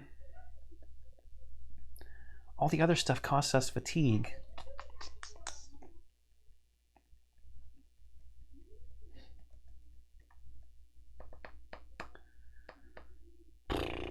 I'm just gonna... Oh, wait. I shouldn't have done that yet. Since I had the option to move to another location, I gotta do my story event. We're on G7. My backstory thing. Okay, so this is Mentor.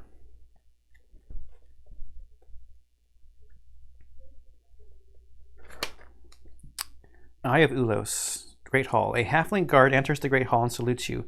She was one of your best students when she studied with you. I lost an arm in the King's Desert campaigns, she explains, gesturing to the empty sleeve pinned to the side of her tunic. She looks out toward the chaos in the sky and the fires in the city beyond the castle walls. I don't like being here away from the action, but the captain ordered me to guard this room. Touching the pommel of her sword, she says, he thinks less of me than he used to. You drilled us before dawn so many times that I still get out to practice in the dark early morning. She looks down at her boots. In case the enemy does come this way, I wonder if you wouldn't honor me and help me prepare with a bit of sparring. You smile and reach for your own blade. Help the guard improve her skills or prove your mastery. I'm going to help her improve her skills, 4-2. The mentor, move your alignment marker to the left, which I cannot. You move to a clear space in the hall and wait as she works her sword out of its sheath. You both raise your blades and salute, and then slowly move through the traditional opening steps of an engagement. Several times you ask her to pause and hold, showing her how to adjust her stance to better her balance. You repeat the moves, faster each time. Her lost limb limits her options in combat, but she has talent and reflexes that more than make up for it, and she smiles when you tell her so. If the mentor player has the personal title Torchbearer, yes, we do. Go to 4-4.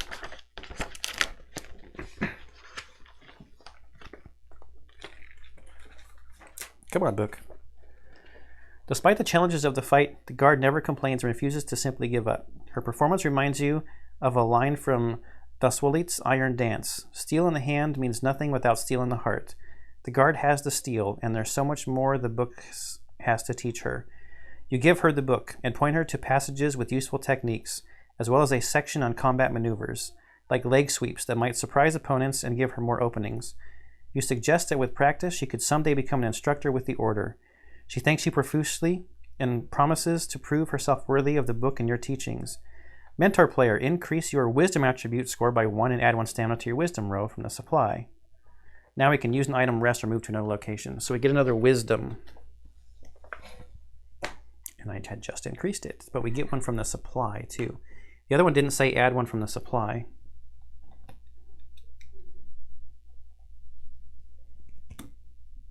Okay.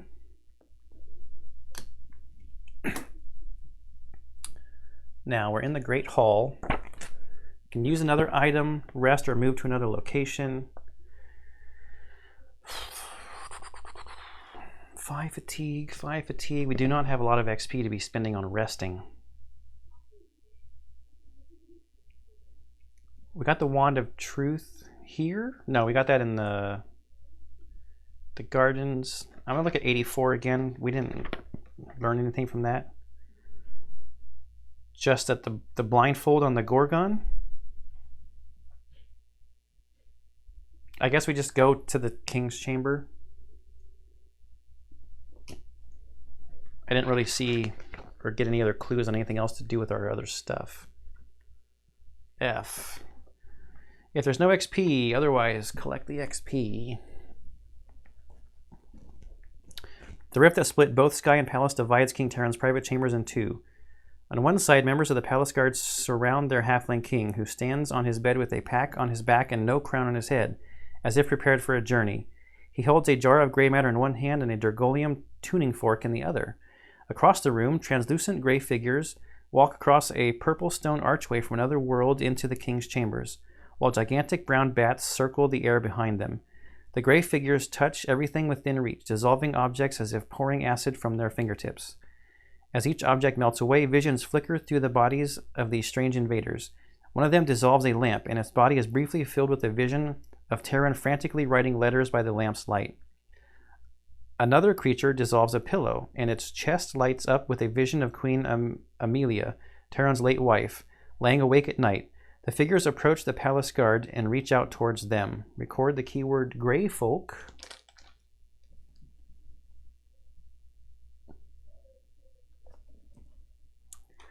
Stand back and wait to see what happens, or join the palace guard in defense of your king. I'm not going to stand back and see what happens. Let's fight. F7. You step into the battle against these strange visitors. Special combat. The following combat will redirect you to a new storybook entry after the first round. Okay, we're fighting the Grey Folk. Enemy number 24. Only the second combat today. This one needs to go better.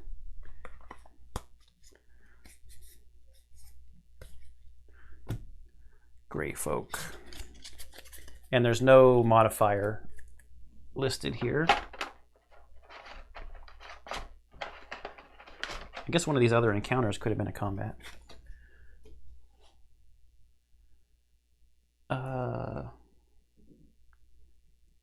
Black, blue, white, and black. Great.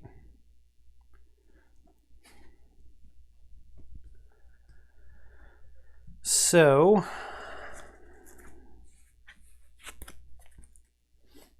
I'm going to be spending fatigue to get 2 black dice.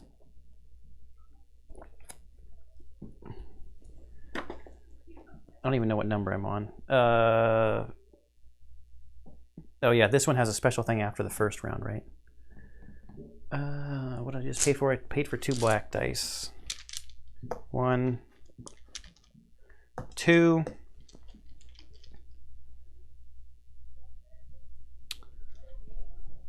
Let's get a white die for our 3rd die. Whoa, that's a lot of damage right there. I should have upped my combat dice limit last time.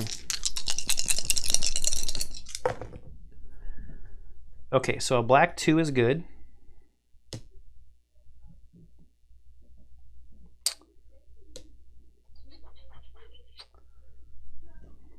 That's a 5 damage thing.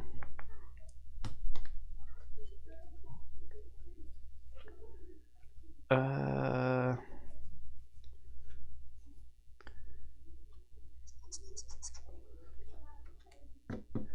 gonna get our Shadow Drake.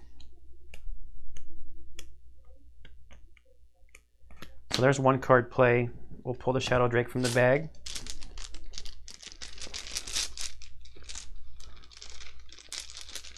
If I can find it. Here it is.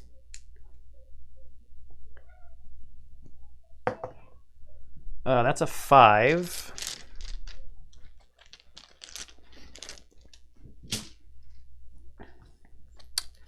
I want to play the decrease black or purple die by 2, so I'm going to take it to a 3.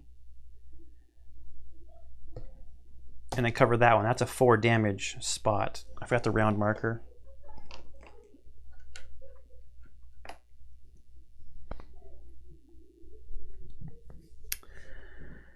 Now, let's figure out how to do this 6 correctly.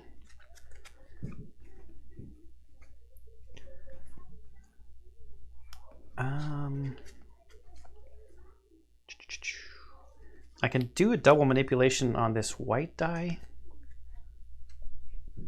But what can I do about that black one? Let me figure out this 6 first. I could flip a green or red. I can get any die and make it a 6.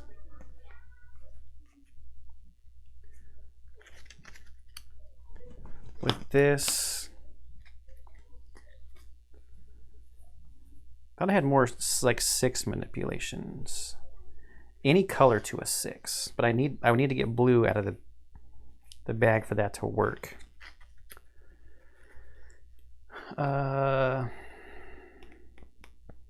Random die to a 6 doesn't really help me unless I can turn it blue.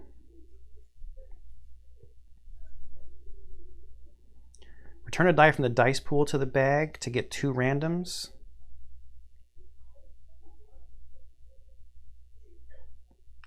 This is combat, so I can get I can get another round of combat here.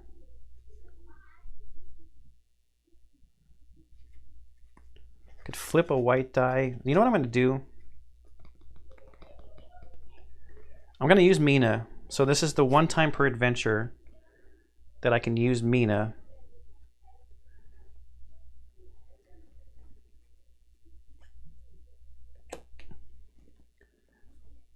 But that is a card play, right?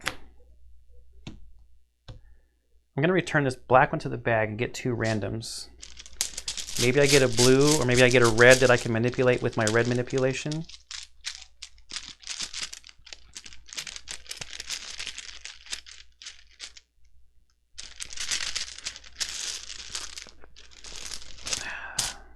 before I do that, what scroll cards do I have?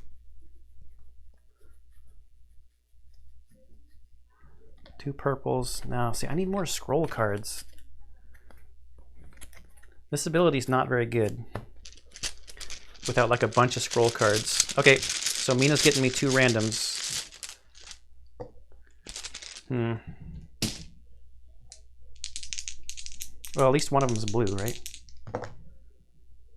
4 and a 3.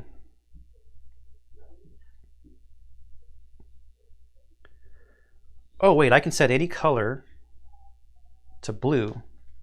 Or to blue. I can set any color to 6. I also have Spellbook that will let me manipulate up or down a white die. And I have another white die manipulation. Don't I have any color to 6?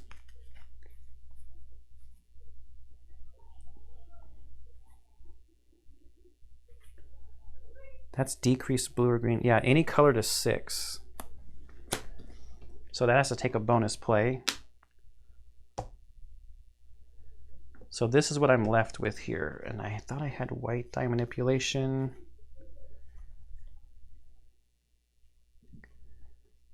I do. Runic Pendant I can flip.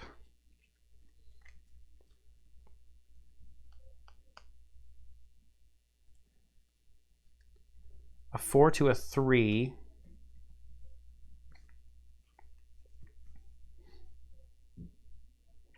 I've only got 2 plays. Oh no, I've got 1 play left over here. I think I've got it. So Spellbook to up this to a 2. Then Runic Pendant is a bonus play to flip this 4 to a 3. We'll cover this one. And then we got to do another bonus play with Vampire Skull. I can take this up to a 3. Whoopsie. All right. 1 round. Where's the book? Okay, so end of combat. Victory at the end of the first round, yeah. So let's go through the victory stuff. Gain the rewards. So 1, 2, 3, 4 XP.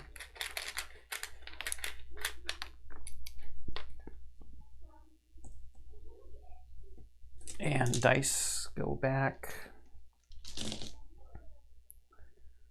That's a discarded card. Discarded card. Mina's done for the adventure. Rest token is where it needs to be. Is that everything? Turn all oh, this guy can. I'll put him back in order later. Round marker. We'll just leave the round marker out. F9 if you win at the first round. You gain the upper hand against the strange creatures, but the palace guards melt away one by one beside you, while their memories flicker through the translucent flesh of your opponents. The gray folk begin to pool together. A larger, unified monstrosity now presses forward with a dozen corrosive arms stretching out to encircle you. Your nerve begins to falter. Find Steadfast in the trait deck and add it to one of the player's hands. If the card is not available, reveal one random trait and add it instead.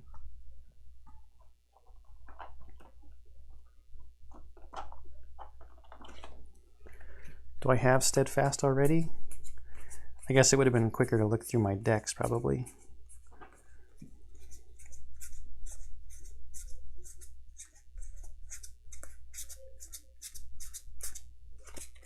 So just some double check.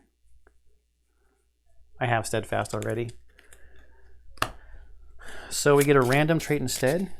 Decrease the... What? Decrease the party's combat dice limit by 1? Oh, I shouldn't have cleaned it off. Return all dice with a value of 3 from the Grey Folk enemy card to the bag. Am I reading the wrong one? You drive the invaders back. Leave any played cards in your... Oh, shoot. Leave any played cards in your discard space. Hang on.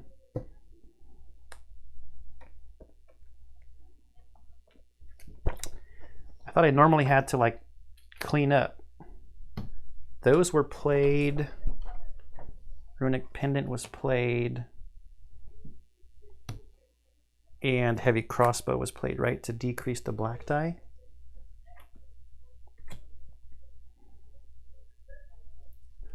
So we had a black 2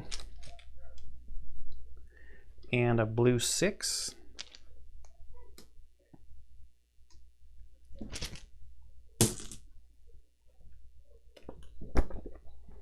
F9. Yeah, I'm reading the right one. Why do we have to decrease the party's combat limit by 1? Combat dice limit by 1. That sucks. To 2? Return all dice with the value of 3 from the Grateful enemy card to the bag. If you're playing in legendary mode, add the gigantic. No. Place the round marker on the second space of the round track and continue combat. This has got to be a...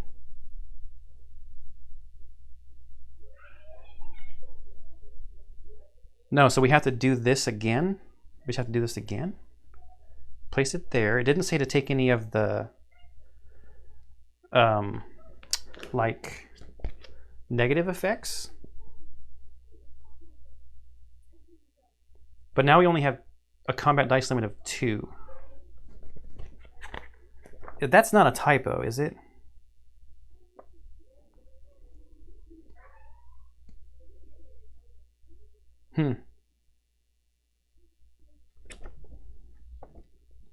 Doesn't seem like it is. I hate that. Decrease the party's combat limit dice by 1. Is that permanent, I wonder? I don't know. But now we got to continue on. So we're facing a black, a white, and a black or white. We've got 1 bonus play left. We're going to buy a white die.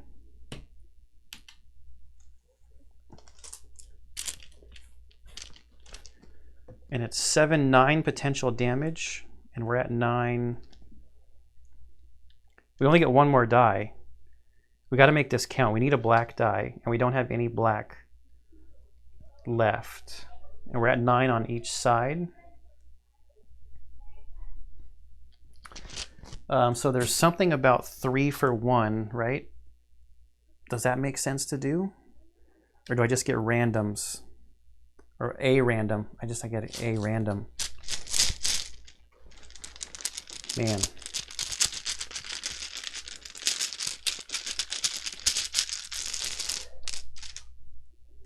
Okay, it's white. I've used my white manipulation dice already, though. Well, there's a 3. Oh, darn. I could have...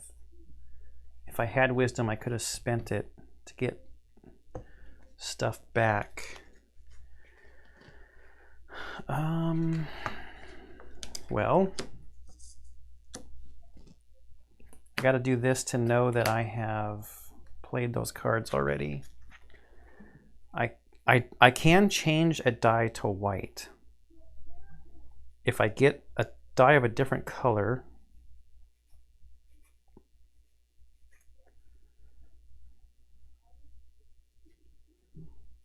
and manipulate it, I could change it to white. I can't change anything to black, though.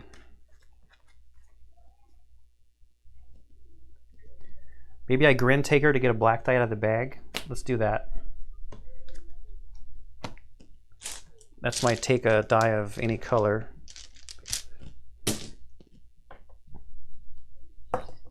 Oh, yes, perfect. That covers the 4 damage spot. Now I just need to make that a 3.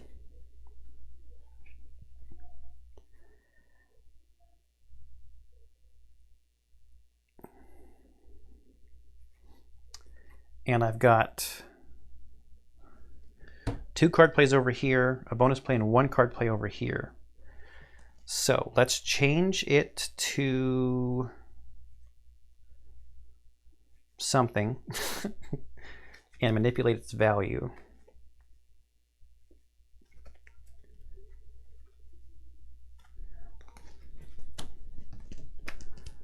I can change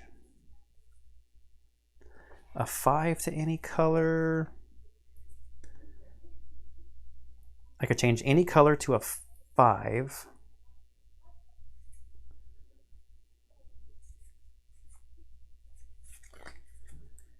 If I flip it, it's just too far off. Do I have a reroll on a white? Probably not. I think I spent all of my white manipulation.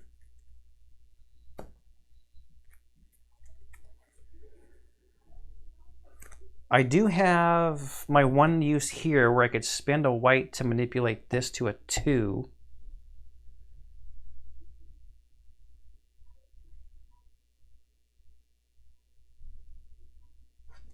Right? That's my one-time use card over there.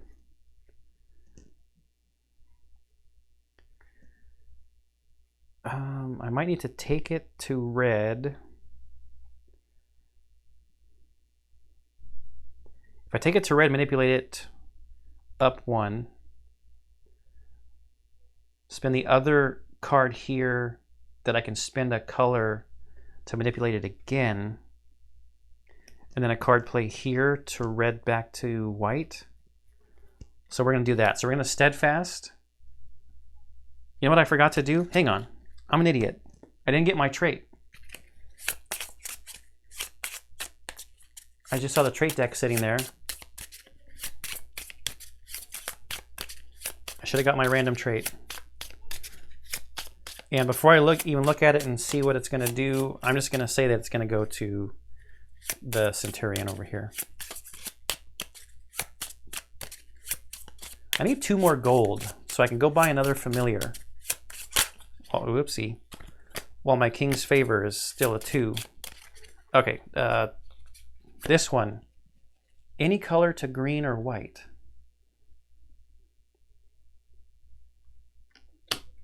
Is that helpful?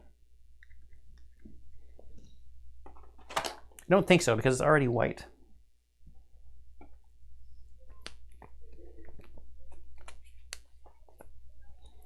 But I have green manipulation.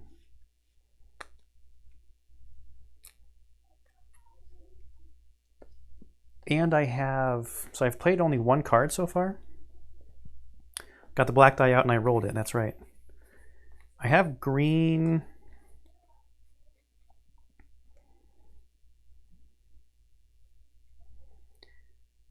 Any color to a 5.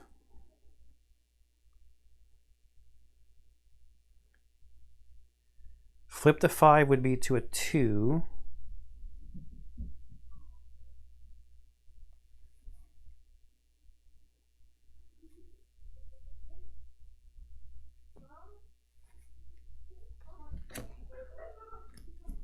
Can I flip green?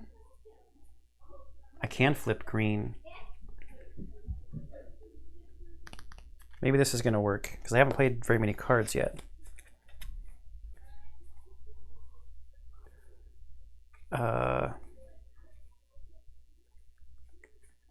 Any color to a 5.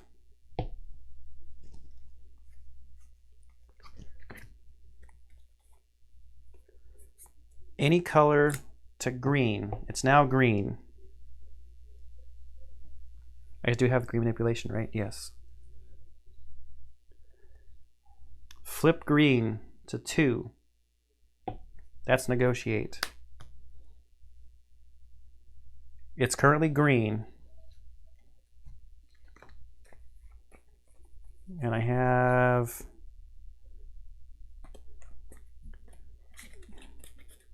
green to any color as a bonus play. Oh, no, it's, oh crap, this isn't going to work because I only have 1 bonus play. Okay, back to a 1. Back, back, back.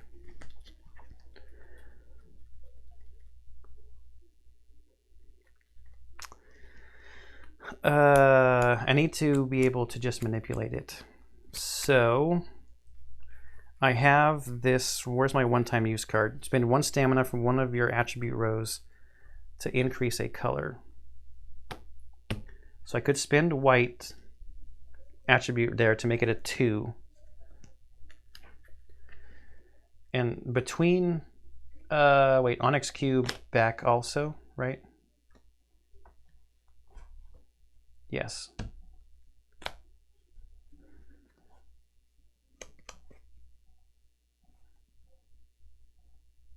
If I change it to red, I can manipulate red up 1 and then back to white.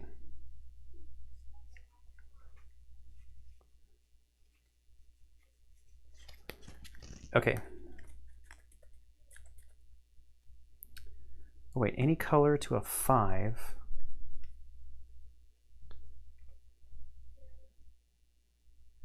Any color to a 5.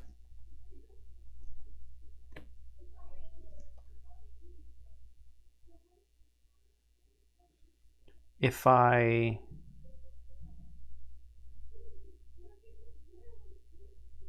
then change it to green, any color to green, this is what I was just trying to do, right? Nope.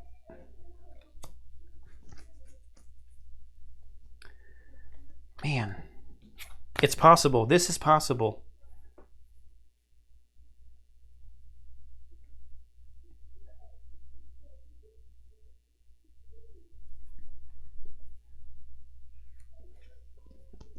Okay, I'm not going to use that. I may use this.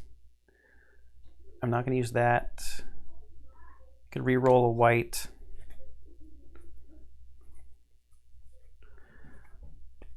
I'm not going to use that. If I switched it to green,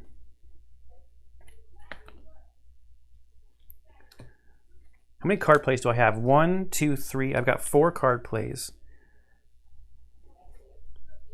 Green to any color.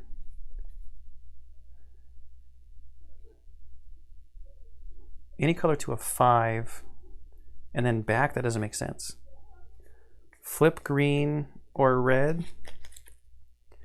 Because I have like the decrease a green by 2 over here.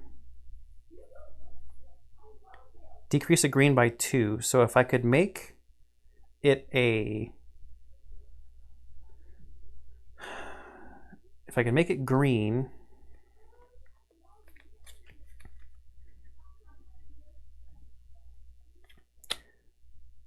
make it green, make it a 5, decrease it by 2 to a 3, and then back to white. Ah, okay, got it.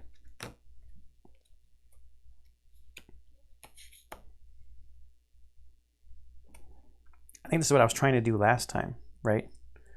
So we make it a 5.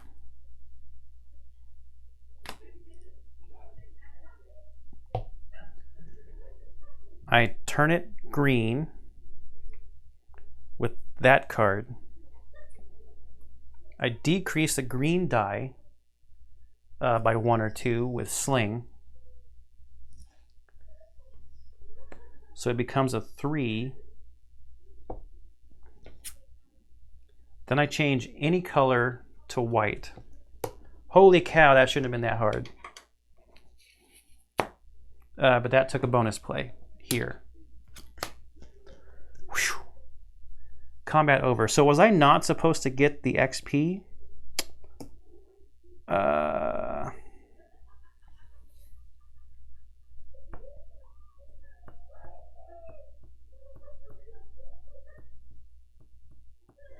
No, it had to still be victory, so I had to go through the end of combat stuff.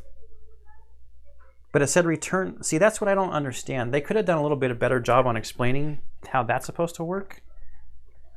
Because if I wasn't supposed to go through... Make sure to read all 3 possible outcomes once the first round is complete. Oh, it's just the end of the round. The combat wasn't over.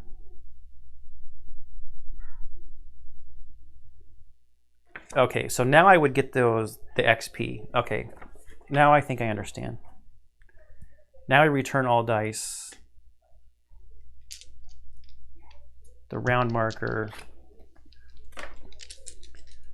We already got the rewards. The rest tokens already flipped. Oh man, there's so many books and stuff.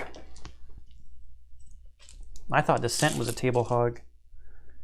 Okay, discarded cards. These are all spent cards, right? Yes. These are all discarded cards. Yes. Drive off the translucent gray invaders. Go to F3. You drive back the strange invaders while the palace guards melt around you. To your surprise, King Terran leaps through the rift. He sprints across the archway of the purple stone, deep into the strange world beyond. Farewell, he calls to you, and don't worry. I'll find my way home. The gray folk follow him, and the rift seals upward as if someone were sewing it closed from floor to ceiling, leaving you alone in the king's chambers. In the hallway, a terrified chambermaid looks in and sees you standing, weapons drawn over the bones of the palace guard. Her eyes grow wide, and she runs away without a word. Your quest is complete. From now on, when your choice indicator gives you the opportunity to move to another location, you may instead turn to the end. So we can use an item, rest, or move to another location.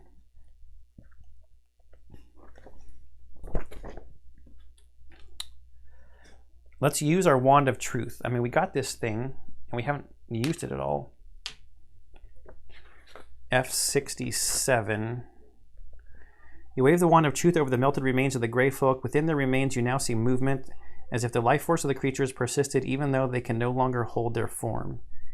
Use another item, rest, or move to another location. Let's use our free item, 84. With the shard of reflective glass, you're able to see the bodies of the fallen palace guards in a new light. Their spirits rise intact from the pool of their remains. You hope they find a peace in the next life that they could not find in this one. Use another item, rest, or move to another location.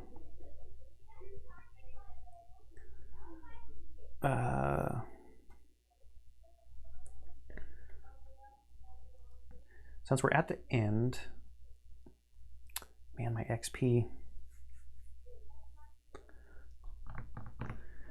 I'm just going to go through the items. We've already tried the Wand of Truth. Let's use the crowbar. But I haven't gotten really any clues about stuff to use together. So, 89. You set your pry iron to King Terran's writing desk and manage to dismantle it easily. You find a few gold. Gain 2 gold. Oh, yes. We're going back and getting another familiar.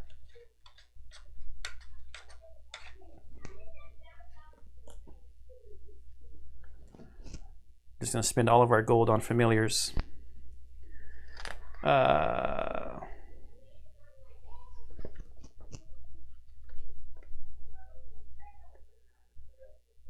think I'll rest. Yeah, 11 and 11. I'm going to rest before I continue doing anything else. With 11 and 11, I'm going to spend 2 XP. Not happy about that, but I'm going to. 2 green and 2 red for the red and green characters.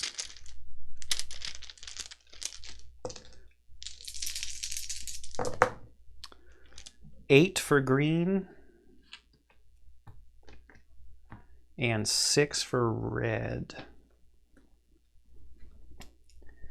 So this Wand of Truth must be needed elsewhere because we're going to lose it after this mission, right?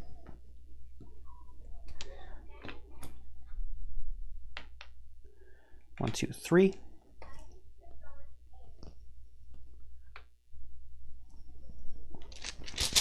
Okay. We got to flip the rest token. We get our spent items, our spent cards back. I filled the attribute rows. We haven't used our class abilities. We don't really need this anymore. So let's go to the Great Hall. And did I try the Wand of Truth there? I think I did. Now I can't remember. I'm going to go all the way back to the barracks, spend my 4 gold. I get the discount now because my King's Favor is a 2. Do I want blue and red or green and red? I think blue and red. So Ice Bear. Oh, we've got 1 familiar on this side. So blue and red goes in the bag. Familiars are cool.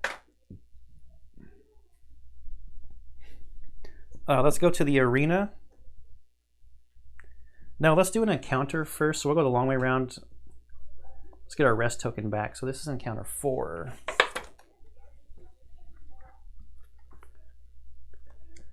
Before I start getting more fatigue by using our items, 4-4. We'll go to the end here pretty soon. I just want to use these other items that I just got. Like the Wand of Truth has to be used for something, right? If you have any of the titles, Hated by Trolls, Troll Foe, or Troll's Ally, we have Troll's Ally, go to 4-5. Beyond the corner of a rubble-strewn street, you hear a tremendous crash. When you peek around the building, you see a gigantic mass of green skin and flying debris. If you have the title Troll Foe, we would go there, otherwise 4-8. Here are Uruk and Songak, 2 giant trolls you recognize from Jolev, tearing apart the street around them, doing as much damage as they can. You cry out in surprise, and they turn their attention to you. If you have the title Hated by Trolls, otherwise 4-10. No, we have Troll Ally. The trolls seem delighted to see you and stop their destruction to approach you with open arms. Orca reaches into a large leather sack and pulls out some of the loot they have gathered. She hands you some coin, and the trolls linger for a moment. Salgak points to Grin Taker, the sword they gave you in the shadowy cave near Jolev. She smiles, trusting that you've put the weapon to good use since they saw you last. The trolls bid you farewell and return their destruction of Sabek. Gain 3 gold, rest, or move to the next location on your path. Okay. 1 more gold and we can afford the other familiar.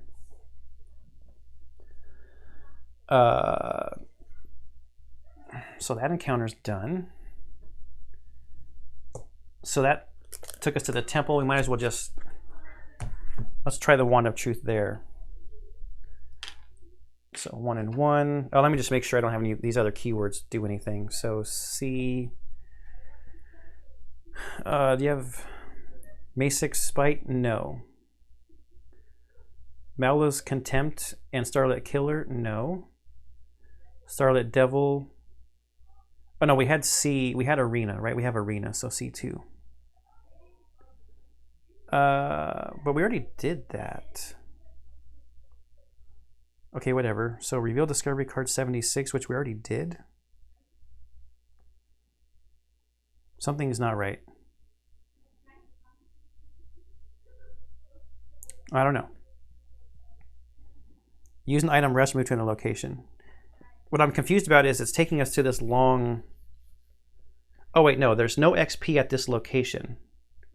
We read C1. Okay. Built long before the strife between Nalos and the Dragul, the white columns and domed ceiling of this temple enclose a massive sanctuary populated with statues of the gods. Standing atop the platform in the center of the sanctuary is the dragon kin called Masic, a member of the Starlit Door. Behind him, through the temple's columns, you see the rift in the sky creeping downward towards Sebek Palace.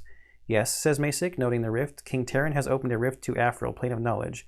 Let's hope he gets lost there. Masic calls you forward and welcomes you with open arms. Do you have it, he asks. Did you find the secret of the library? Is this right? If there's no XP... Oh, no.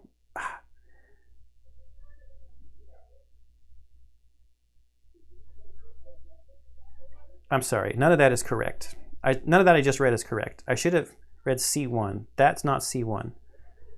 C1 is basically just use an item, rest, or move to another location. So we're using an item. I've already put the fatigue there for the Wand of Truth is 67. I must be getting loopy or something. You wave the Wand of Truth around the sanctuary. None of the gods disappear, but something changes about Halek Morkatin, the vampire god of darkness. His ears double in size. What does that mean?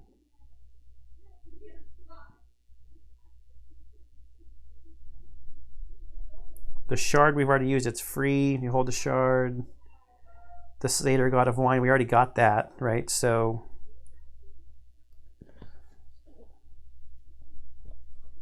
I guess that's it. Let's go to the arena. B. And try to read this correctly this time. There's no XP. Go to B1. B1 says the arena is relatively quiet now. Workers are clearing rubble. We can use an item, rest, or move to a location. Let's use the Wand of Truth. That cost us another cube of fatigue. 1 and 1, so that's now 5 over here. And that's 67. 67, yes. You wave the Wand of Truth around the air, expecting some lie here to vanish. Nothing disappears but your dignity.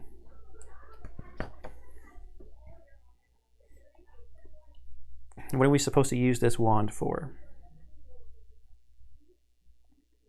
Can we combine it with the mirror or the lens?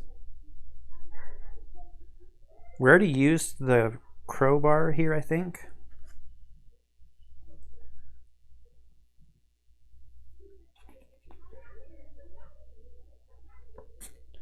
Five, 7. Let's combine it with the mirror. That gets us another fatigue here and here. That's 6784. We place the reflective shard in the curled notch of the Wand of Truth. Terran's arena vanishes and replaced by a coliseum from some other world. The crowd roars.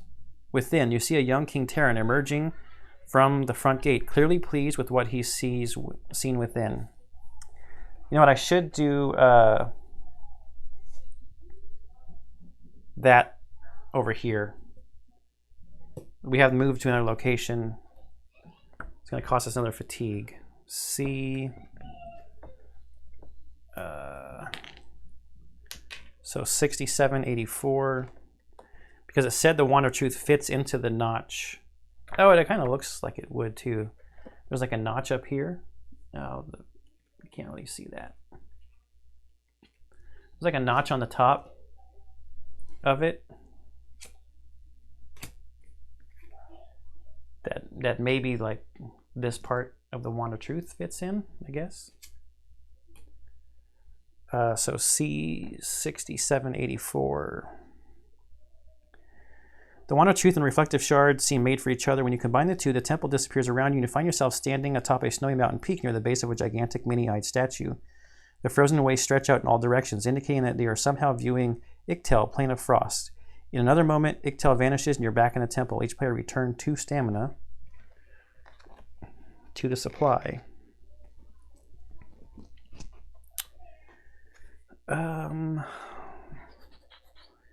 Let's try the wand in the gardens, I guess. I don't know. Let's go here. This wand has to be for something, right? And I just want to get this last encounter done. Maybe we'll get a card or something. If you have either the titles Crete's Savior or Crete's Hunger. We have Crete's Savior, I think. Yeah, right there on top. Crete's Savior. Go to 4-6. In an alleyway, you see a wraithborn noble stumbling about in colorful tights and scarves. When they stabilize themselves against the wall, you recognize Crete, whose countenance has transformed since you saw them last. In fact, they do not seem well at all. You have the title Crete's Savior. Go to 4-16. You approach Crete and find that they stink of alcohol, apparently stone drunk. Crete is talking to a pig tied to a post. You notice the animal has a black spot in the shape of a swan. When you draw near, Crete turns their attention to you. After a moment, a look of recognition crosses Crete's face and they roll their eyes in disgust. "Look, pig," shouts Crete, poking you in the chest. "These ones. These King's Guard. Yuck." The pig looks at you with curiosity. Or is it recognition? Suggest that Crete go home where it is safe. Strength and intelligence, 4-18, sure. You tell Crete that they need to go home, explaining that the streets are unsafe. Crete is entirely unimpressed by your statement and raises their fists against you, challenging you to make them leave. If your king's favor is 2 or higher, each player adds 1 stamina to their intelligence attribute row from the supply. Ignoring usual limit. Skill check resistance 2. Okay, let's get a quick skill check done here.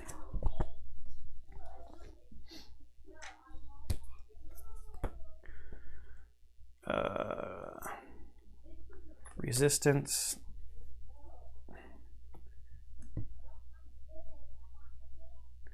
Blue. Buying a blue. Let's buy a red. So we're up to 10 here. Now that was 1 and 1 for a red.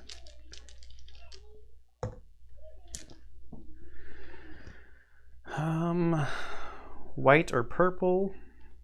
We can buy a white on this side.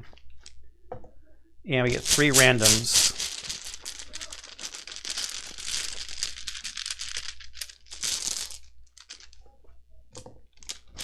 Hey, we got one of our familiar dice.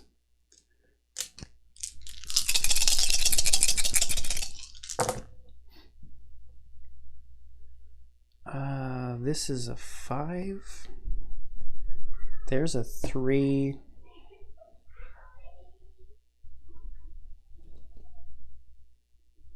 We could do green to any color.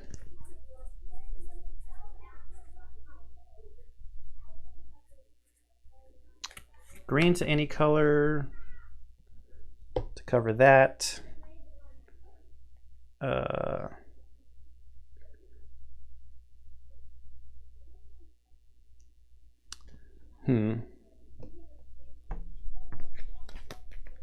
Hang on, we've got a white 2 that we could manipulate down. I think we have a blue. Do I have a 6 to any color, or is that set anything? I have 5 to any color.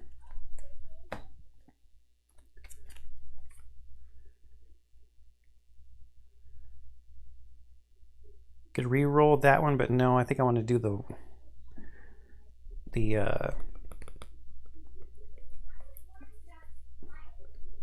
it's not decrease blue. Don't I have a 6 to any color? I thought I had a 6 to any color. No, any color to a 6. I could use that on the red.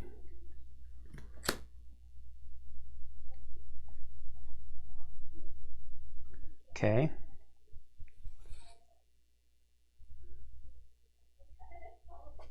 I have the blue.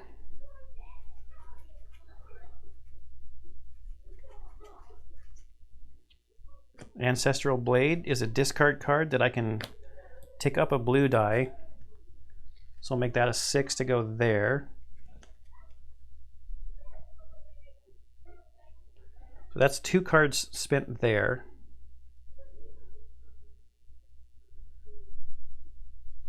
Now I have white to any color over here. Not white to any color, I mean a white plus or minus to make this a 3. And then I'll have to use a bonus play to make any die a red. So Steadfast makes this red with a bonus play. And then I'll use my green to any color for that. Okay. Skill check done. 1 bonus play used. Gain rewards is 2 XP. Return all the dice. The dice combat limit going down sucks. Crap, where was that? Was that there? Shoot. I'm pretty sure that was there. I'll have to double check that. Discard cards back to hand. Not spent cards. Flip the rest token. Okay, so Crete is soundly convinced. 4-23. Knocking the drunken noble Off balance is no real challenge for you. And Crete falls with a good-humored laugh. Very well, they say. I will wander back home again. There's another bottle hiding in the basement somewhere, I suppose. When Crete is gone, you're alone with the pig, who looks up at you with warm, friendly eyes. Somehow you get the sense that she doesn't belong here, tied to this post. And yet it might be dangerous to release her given the current state of Subek. Untie the pig and let her go, or pat her on the head and leave her where she is. Let's leave her where she is. Maybe the person who's looking for her tied her there. So 4-28. You pat the pig on the head just as an orc exits the tavern. He says, "What are you doing to my pig?" After a brief conversation, you discover that the orc found this fine animal just south of Jolev. I'll take her to market in Falindor and see if I can sell her there, he says. The pig seems sad to watch you go.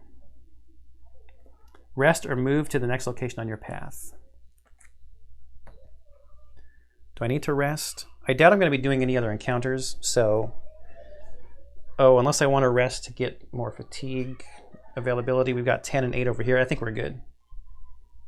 To the Palace Gardens, Wand of Truth. So E67.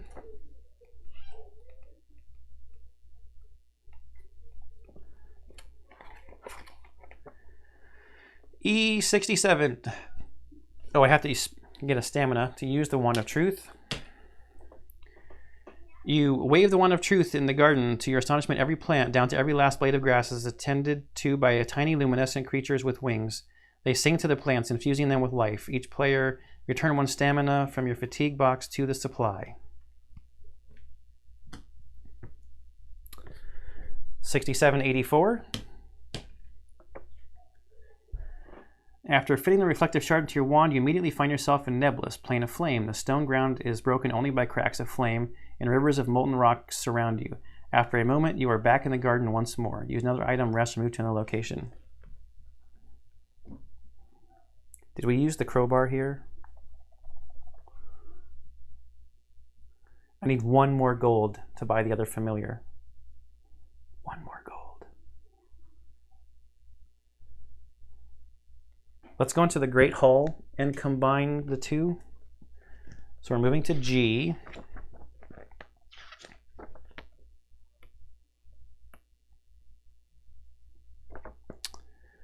If you have the keyword lever, no, we don't. If there's no XP at this location,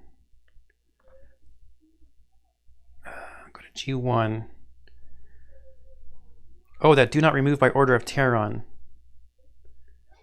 Let's use our pry bar here. Terron is gone, so pry bar, that's 12 and 10.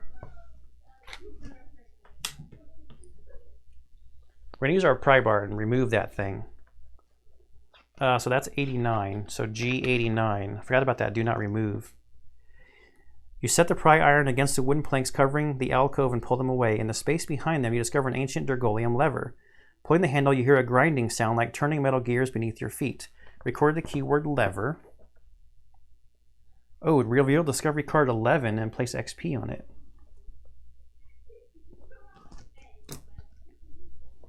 Another location.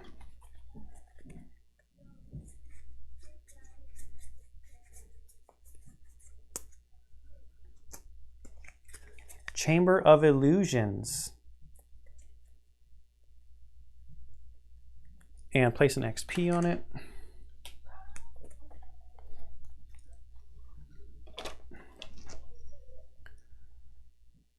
Use another item, rest, or move to another location. Before we move to another location, I'm going to rest just to free up some stamina out of my stuff, because I feel like I'm going to be using items when we go here. So we'll spend 1 to roll a red and a green. Come on, big numbers.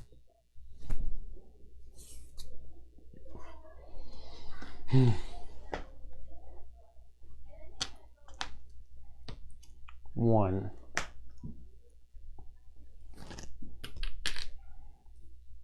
Spent card back. Flip the rest token. Oh, I think that's the last time we can rest. Now I'll move to another location. So H.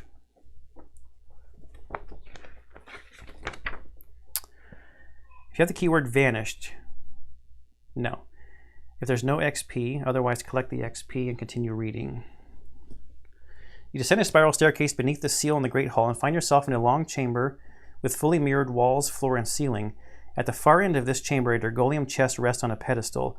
No matter which direction you look, you see an infinite repetition of your own doubles. They too tread uneasily through the hall toward the Dergolium chest. Suddenly, you find your way blocked by knights in sparkling armor who seem to appear from nowhere. Push, pull, strike, or struggle. You find you cannot make contact with these knights, but they force you back to the stairs. Once your feet are off the mirrored floor, they march back to some unseen alcove in the depths of the hall. As the knights return to their posts, you notice that they make no reflection in the mirrors that surround you. Use an item. Let's use the shard. So that's 84. Right, 84. Yes. You look through your reflective, nope. The sparkling knights cast no reflection in your shard, but you see yourself reflected back at you through the chamber's many mirrors. All right, so how many fatigue can we spend? We've got 9 that we can get 9 on each of them. So we've got a bunch of combinations we can do. So let's Wand of Truth first. So 67. So that takes us to 10 here. And it's going to take us to 10 on the other one. Okay, Wand of Truth, 67. You wave the Wand of Truth around the air and the knights vanish completely, clearing your way to the treasure at the end of the mirrored hall. Each player return 1 stamina from your fatigue box to the supply. I just cleared these of 9. Not complaining, not complaining. Sort of complaining because of the bookkeeping. But this is not a heavy bookkeeping game. Continue to H90. You open the Dergolium box, but the earth does not shake. No energy crackles over your head. There's a circular shape in the dust at the bottom of the box where a jar once sat. Near this circle sits a lovely but not otherworldly brooch. Though this bit of jewelry is not from another plane, it still casts an attractive spell. You pin it to your clothes and immediately feel newly alive and pretty, as if the brooch was lending its charm to you. Reveal rare card 42.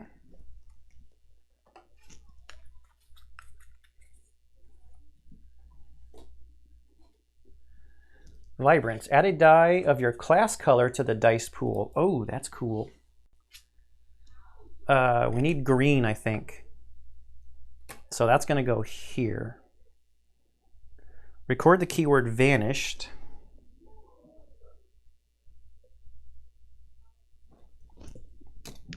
Then we can rest or move to another location.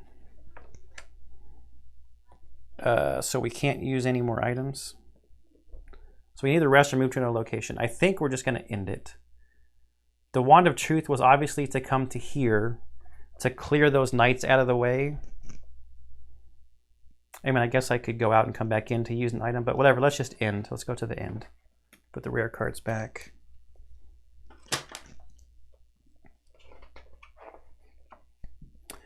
Before you know what is happening, you're surrounded by palace guards, all of whom point their spears at you and insist that you lay down your arms.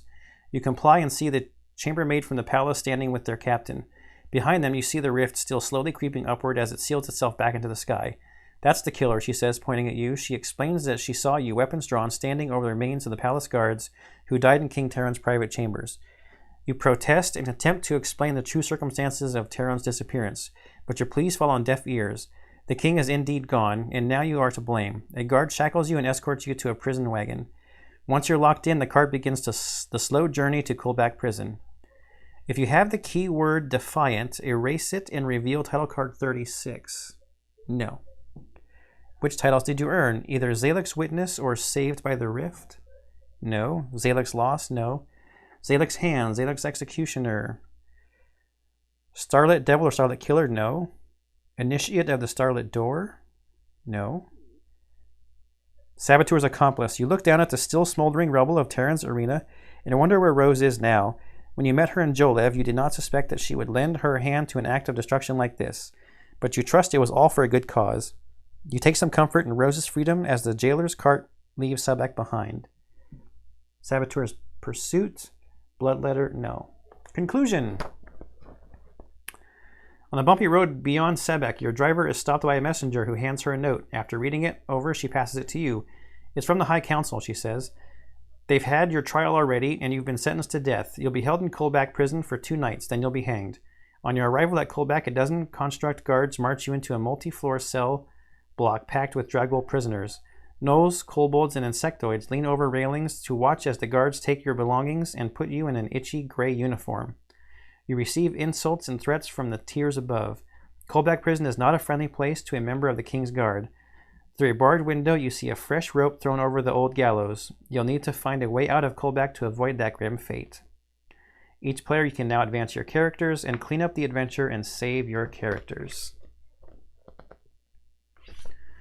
Whew. Okay, that was a long one. We were handed our first loss in a combat. We ended up getting some good cards. I'm going to do the same thing that I've done before. I'll plan on how I'm going to spend my XP, even though I've got way less of it than I could have had. But there you go. So that's Adventure 4 of Role Player Adventure. I hope you enjoyed this. I hope you're enjoying everything I put up on the channel. And I'll see you in the next one.